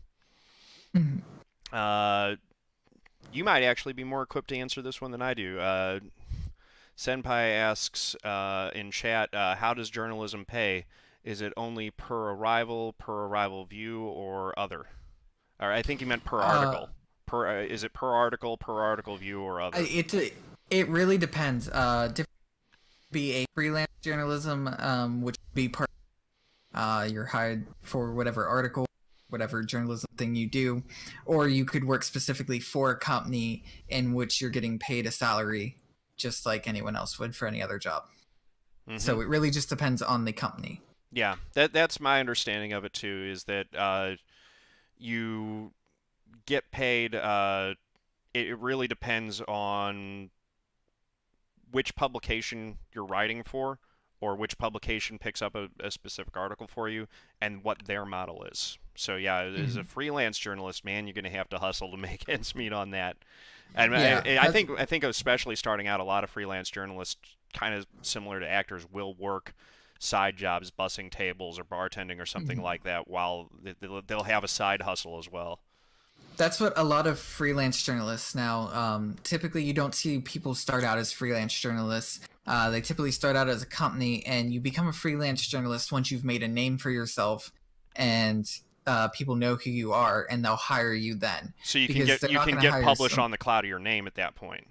Yes, Okay. and that's kind of how it works. Because no one comes straight out of college and is like, "I'm a freelance journalist. I'll do all this articles." Mm-hmm. No one knows your history or anything about you or any experience. So it's basically comes down to you got to earn up to be a freelance person, and then once you do become a freelance, if you are well enough, people will pay a ton of money to have you do stuff. We have a guy here on campus this week who's giving speeches. He's won some Emmys for some of his articles that he's done, and he's now freelance. He's been freelance for the past like 6 years, and he's doing well. Mm-hmm. So it really just comes down to that. Yeah. Yeah, definitely a tough field to make it in, but Mhm. obviously critically important. We desperately need this country desperately needs good, honest, hardworking folks who are doing that work in pursuit of the truth. Mhm. So, I applaud you for picking that. I often kind of wish that I had. It probably won't come as a surprise to a lot of people on this channel, but I always kind of thought that would have been an interesting career path and one that would have been rewarding had I gone that way. But instead, I chose Mhm. to study theater and acting in Mhm. college rather than doing a degree in communications. Yeah, and that's where, like I said, I like my major, and I give the full credit because they've made our program so widespread that it gives us so many different opportunities. And then where once we come out, especially with my major, because my major is called electronic media production. Mm-hmm. So it's literally, like I said, where it's any media of any type with the broadcasting, with any video editing or um, audio engineering, anything like that. And so it just gives us that once I graduate, I'll have so many different opportunities to be able to find a job that any one of those things I could get a job in. 10-4. So, are there any journalists or media figures or people in the field that you really look up to and aspire to, that you look to as a role model, or uh, feel like that is a career path I would like to have, or that's someone who is doing it in the way that I hope to do it at some point in the future? I don't. The way I look at it is I don't like thing I've always been. I have people that I do You're cutting out again. that Sorry. inspire me. The way I look at it is have role models or things like that. I have people that inspire me that I love. My grandfather's one of them, but I don't like the idea of role models because if you have a role model, you can have too much of wanting to be that person, Mm-hmm. and you shouldn't want to be that person. You should want to be your own person. Don't. And I heard someone say this once. I can't remember who. Don't be the next whoever. Be the first you. And that's something that I've always liked. So there's no one really that I inspire to be. I want to be my own person and be something that others then look up to. But I don't want them to try to then be like me. I want them to then try to be their own first. That's a good So answer to what was a really bad question on my part. So let me rephrase the question: is there anyone doing work that you really like and respect? I don't typically just follow one person. Mm-hmm. I wouldn't say I respect everyone in the field. It's a hard field to be in, whether you have a bias or not. They're getting published. Mm-hmm. They're making it work in their field, and that's a hard field to be in. So I give them credit for it, but there isn't one person or a few different people that I can say that's who I like what they do and that's what I want, because that's not how I feel at all. Because like I said before, how everyone has their own sort of bias. Mm-hmm. I don't like to do that. I like to do my own sort of.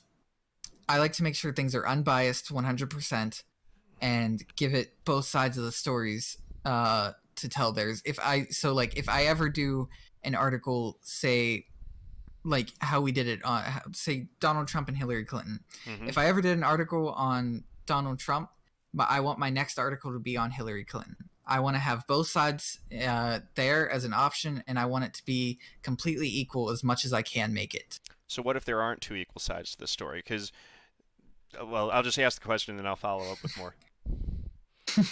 uh, I think that it depends. You trying to think of exactly how to word this. The way you look at things gives a person a bias, which is what takes away on equality. You can make almost any story equal, I feel, if you sit down and a good way to make, say, Hillary Clinton and Donald Trump like an equal bias story, sit down, look at their policies. Mm-hmm. Sit down, look at their history. Just sit down and go through each thing and just tell the facts for each thing. And that's how you can make things equal, depending on what it is. You just sit down and you go over the same things for both sides. But what I'm driving at is, are you okay with at the end of the day that ends up in an unequal result? That when you stack things up, that the facts slant towards one or tilt towards one or the other or against one or the other. And if it does go that way, then that's okay. That's what the facts. Yeah. Because what I've always felt the role of journalism to have is not to be unbiased or to be neutral. And I think one of the flaws that particularly CNN has is a bias towards neutrality.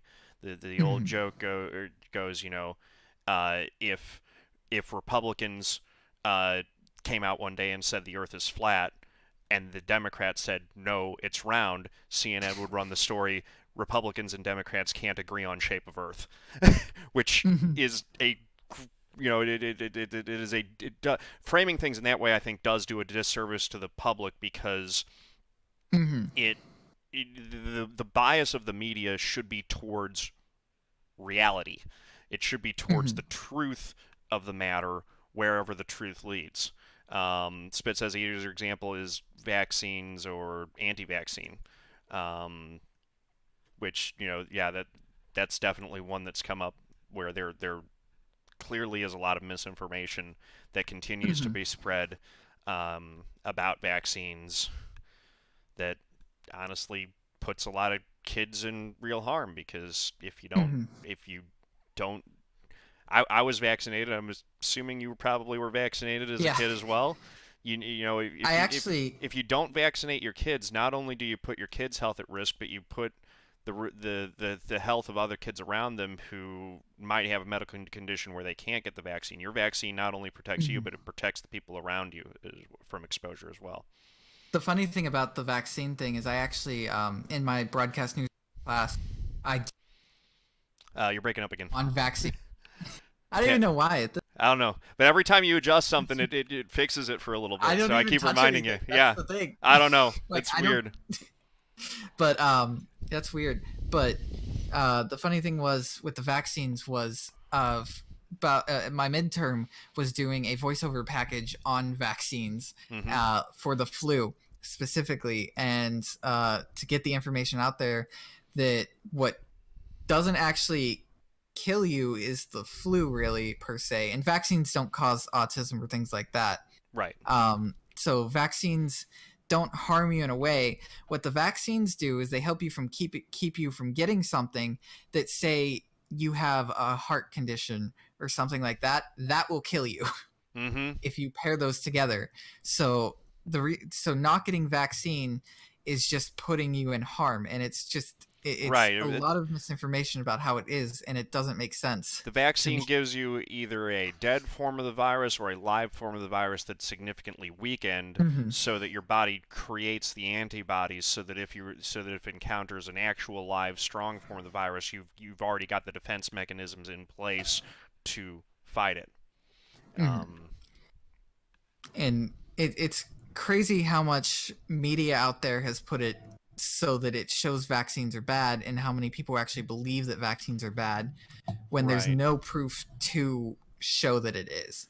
Right. And There's a lot of so, misinformation out there, and again, there are a lot of there is definitely a natural human impulse, I think, to that leads us to go down conspiratorial rabbit holes, right?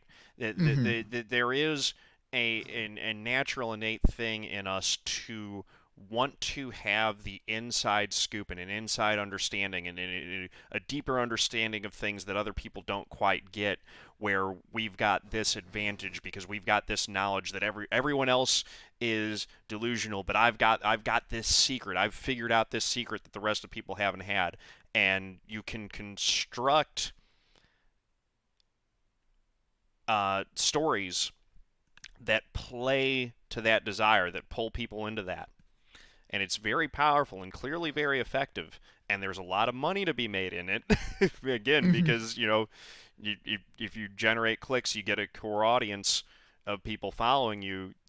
Once you've got that captive audience, you can keep coming back, and there are a lot of ways to monetize it. But that has definitely facilitated the spread, where there is an entire industry centered around making hoax, fake journalism and stirring up fear in people who are easily susceptible to believing these kind of myths. mm-hmm. Yeah, Um, it's sad that that's how our media has gone. That there are people out there like that now, right. and it, Well, and that's it not also that's not the uh, mainstream media that does that. That's more the fringe stuff. Where I mm-hmm, think that the mainstream media comes in, however, is that while they're distracting us by covering politics as if it's a reality TV show, what they're mm-hmm, not doing is give it is what they're not doing is they're not arming the public with facts to counter the misinformation that's out there, mm-hmm. or maybe not doing it as much as they should.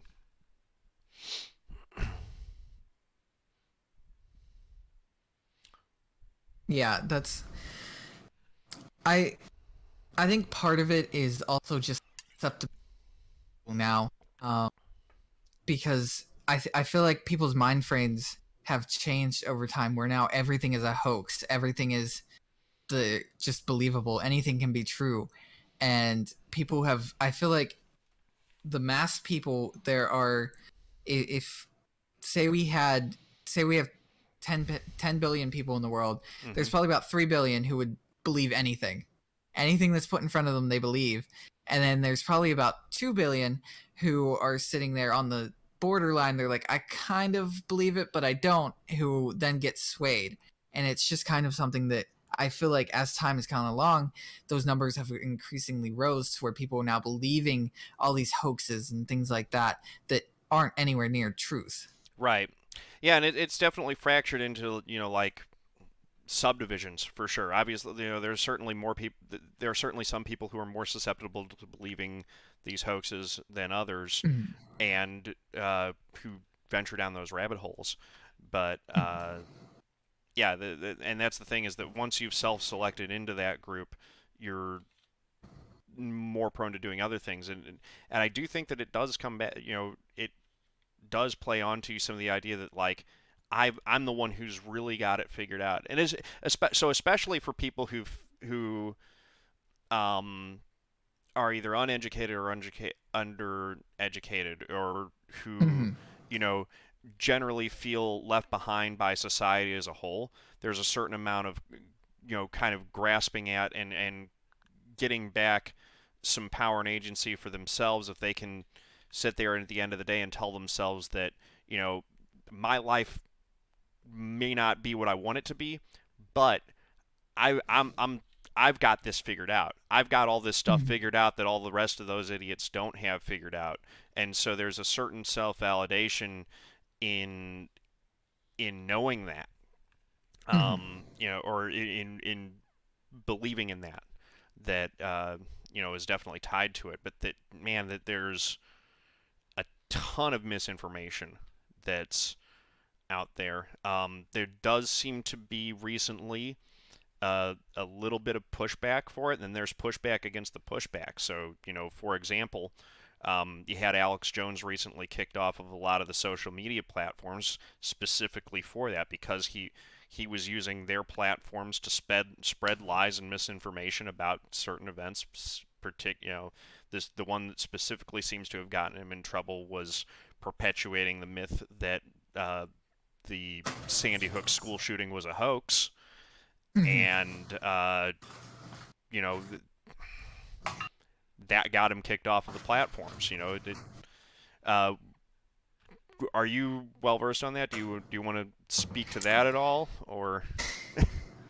I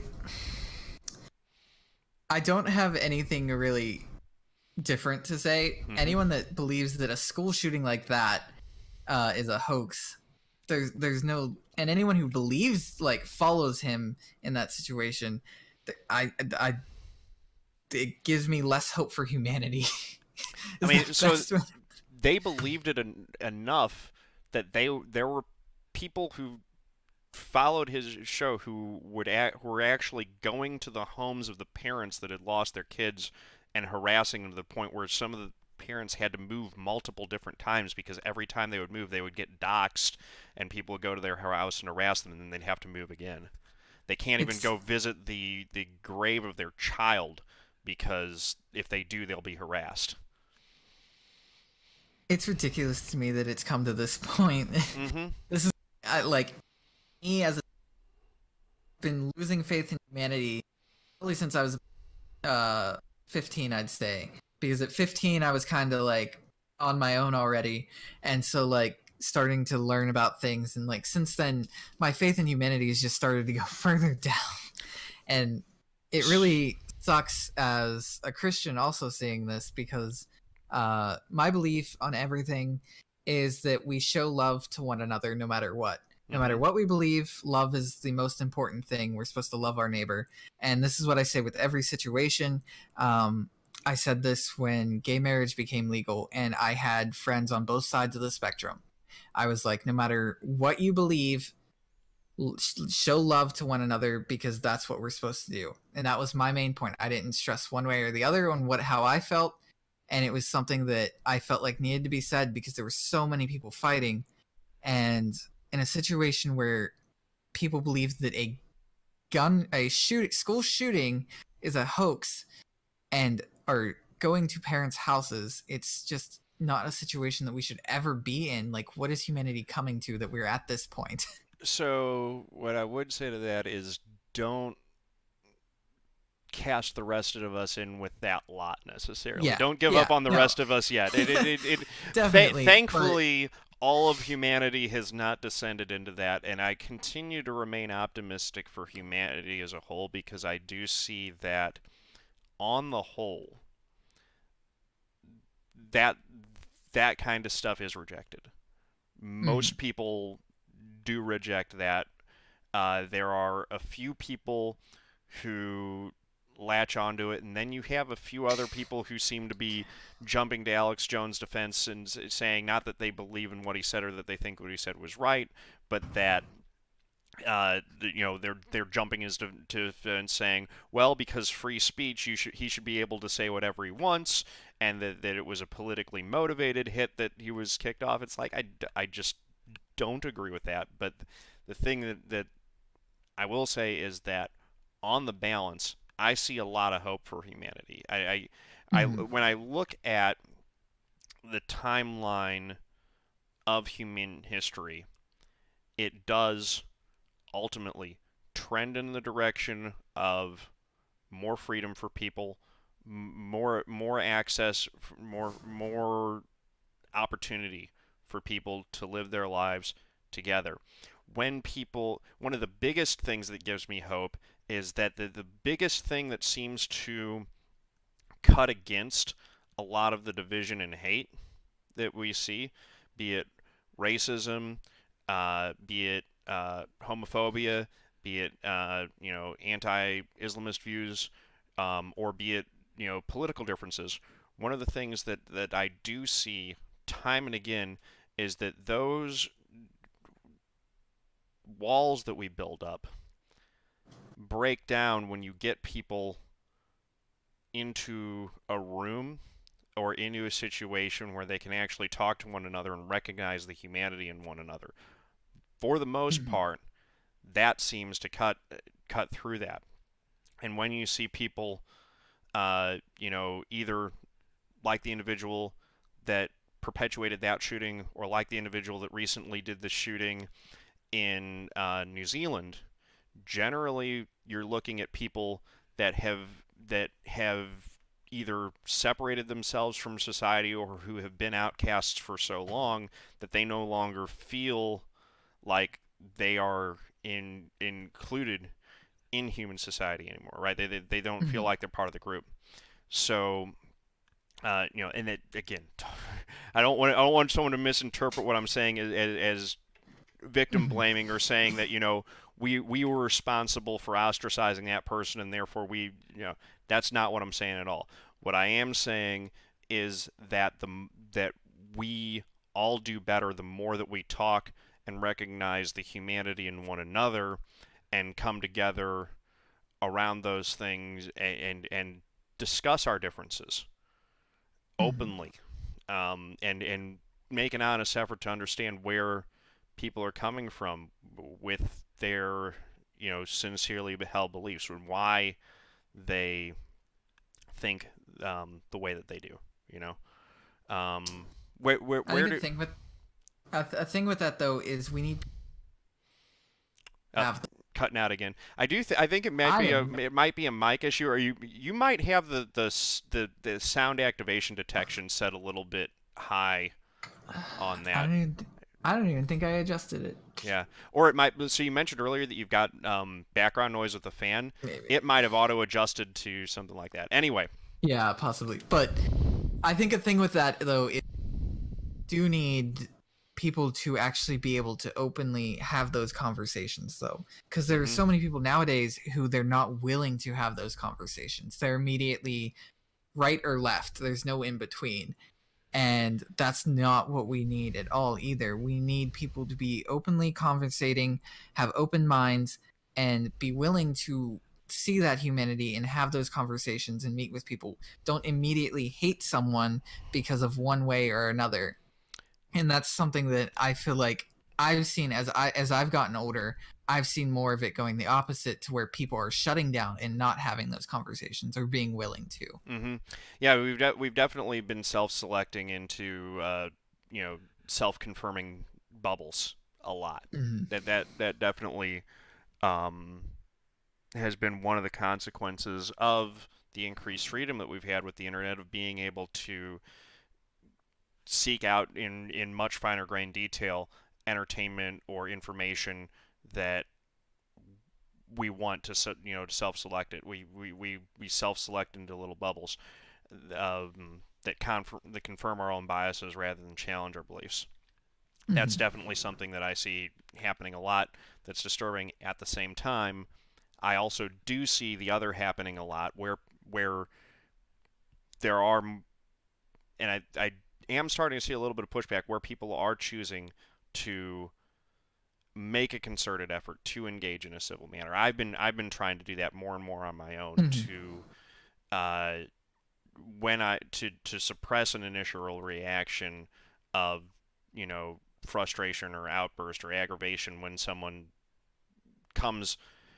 presents an argument that I've seen time and time again from the other side of the political spectrum, and try to really engage in a constructive manner, rather than just doing the initial gut wrench reaction that I used to do when I was younger.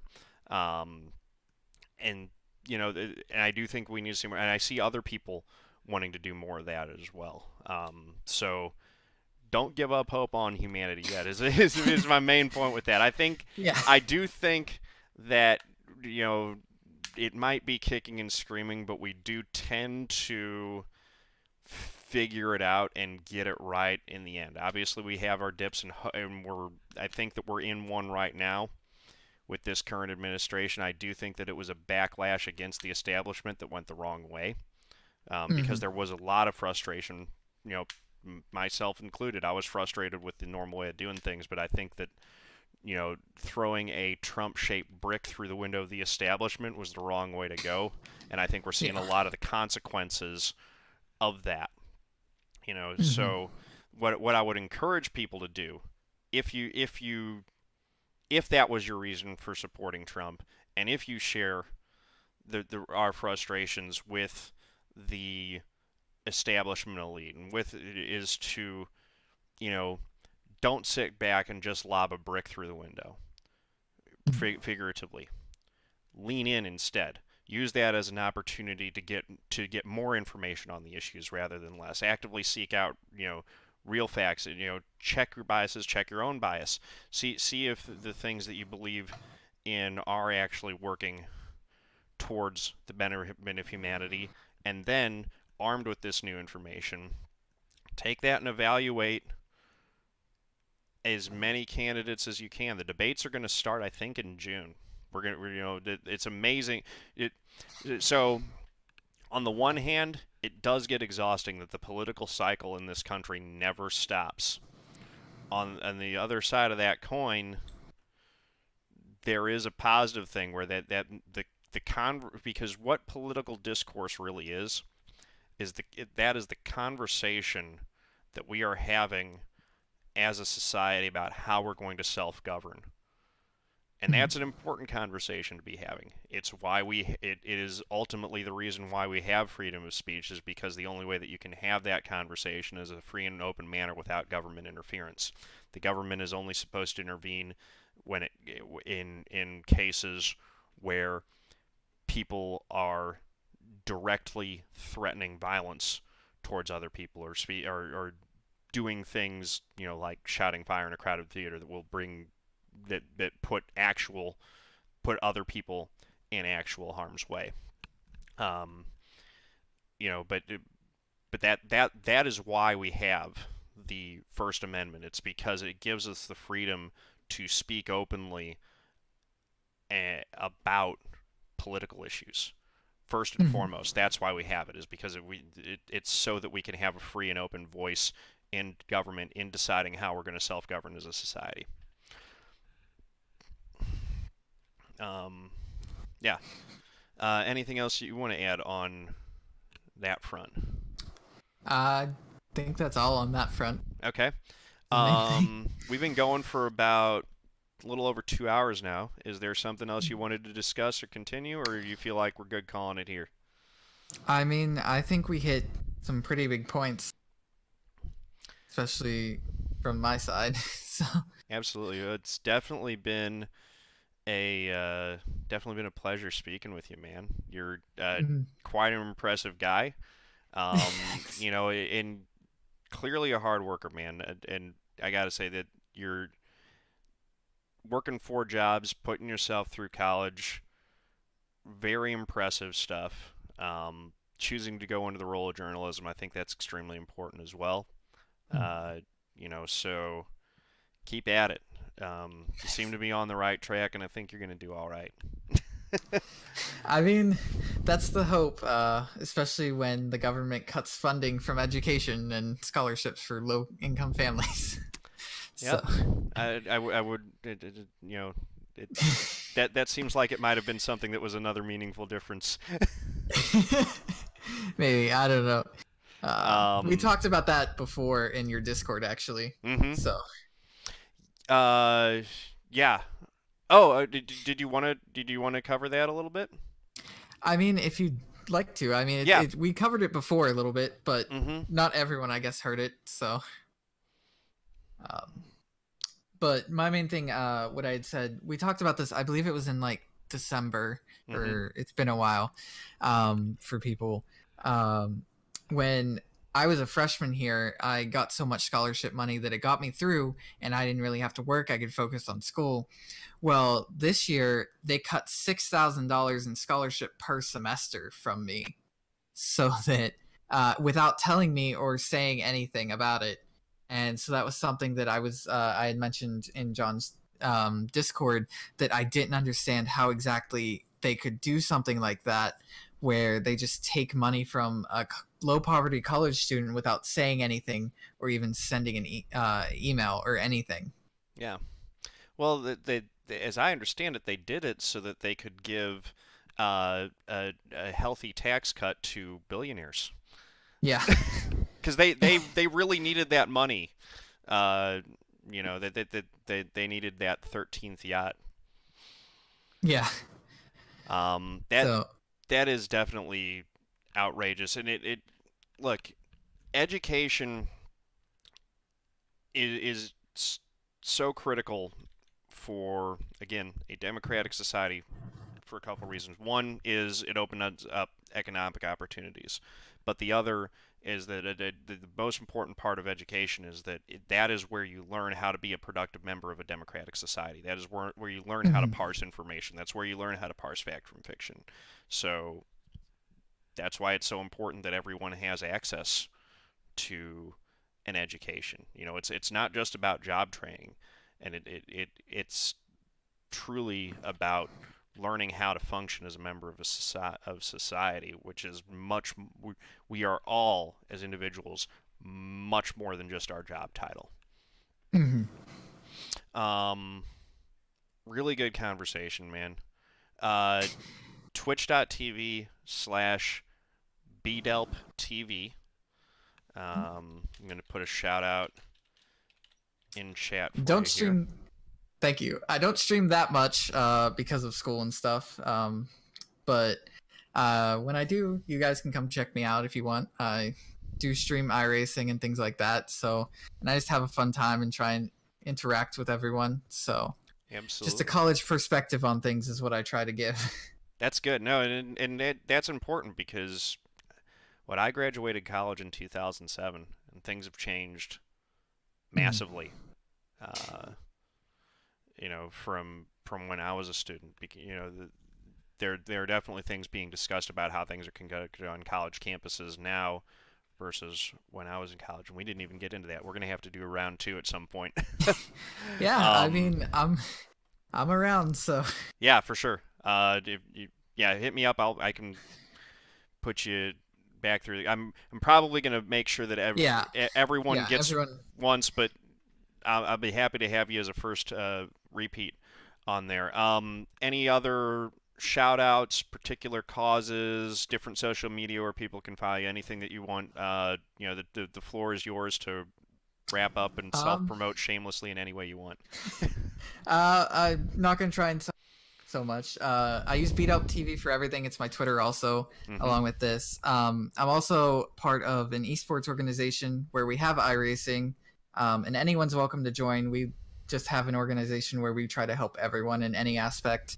I'm not even that great, and others have helping me. I was just the person who helped start the team.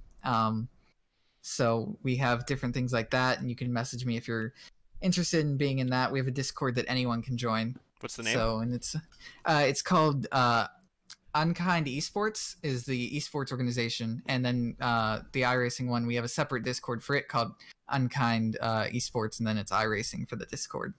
So it's a really cool thing, and I'm helping run it now and put a lot of work in. And we just my goal is just to help as many people with iRacing as can, because I remember coming in July and not knowing anything and having no help. So Difficulty curve is brutal in iRacing, man.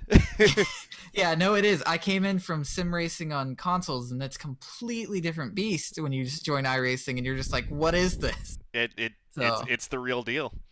yeah, and Um, so I remember coming in, and I was like, "Well, I have a bunch of friends coming in. Let's start something," and so that's what we did.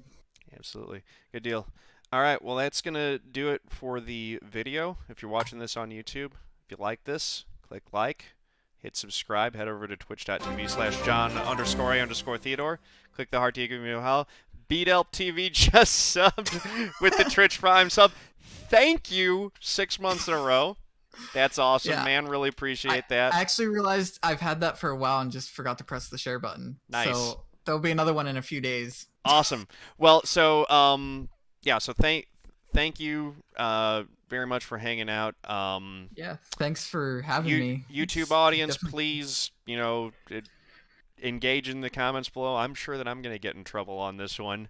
As usual, I'm probably I haven't really gotten a lot of hate and flack as much as I talk about that stuff. These videos haven't really caught on to get enough viewership to really incur a Hmm. lot of wrath, but we'll see if this one I got more political for sure, so I'm sure I'll get some I mean, the biggest feedback. thing, even people who oppose your views, is they have different views, but that doesn't mean they need to be over aggressive with it. You can have civil conversations even over comments. Exactly, and there are some times when you can do that. I always refer to the comments section of YouTube as 4chan in that's hidden in plain sight. Basically, I see because I'm the moderator and the owner of the channel. I get notifications. I see all the comments, but most other Hmm. people don't see the comment thread down below because you actively have to scroll down there. It's right there in Yeah. plain sight, but most people don't even know that it exists. Hmm. So, but yeah, so please do keep the comments civil. If you know, look, I believe in free speech. I'm all about productive discourse. Everyone who knows me does that. The one Hmm. thing that I will say, this is my platform. I do reserve the right that if you're going to come at me just to cuss me out and disrespect me, Yes. I reserve the right to block you and ban you from my channel if that's how you're going to approach it. Yeah. So, you That's know, the biggest thing I preach is no matter who you are, you can be civil towards another person because they are human just like you. exactly. And I think that's a great way to end it on it. So, thank you very much for coming in. YouTube audience, peace out as I drop the mouse.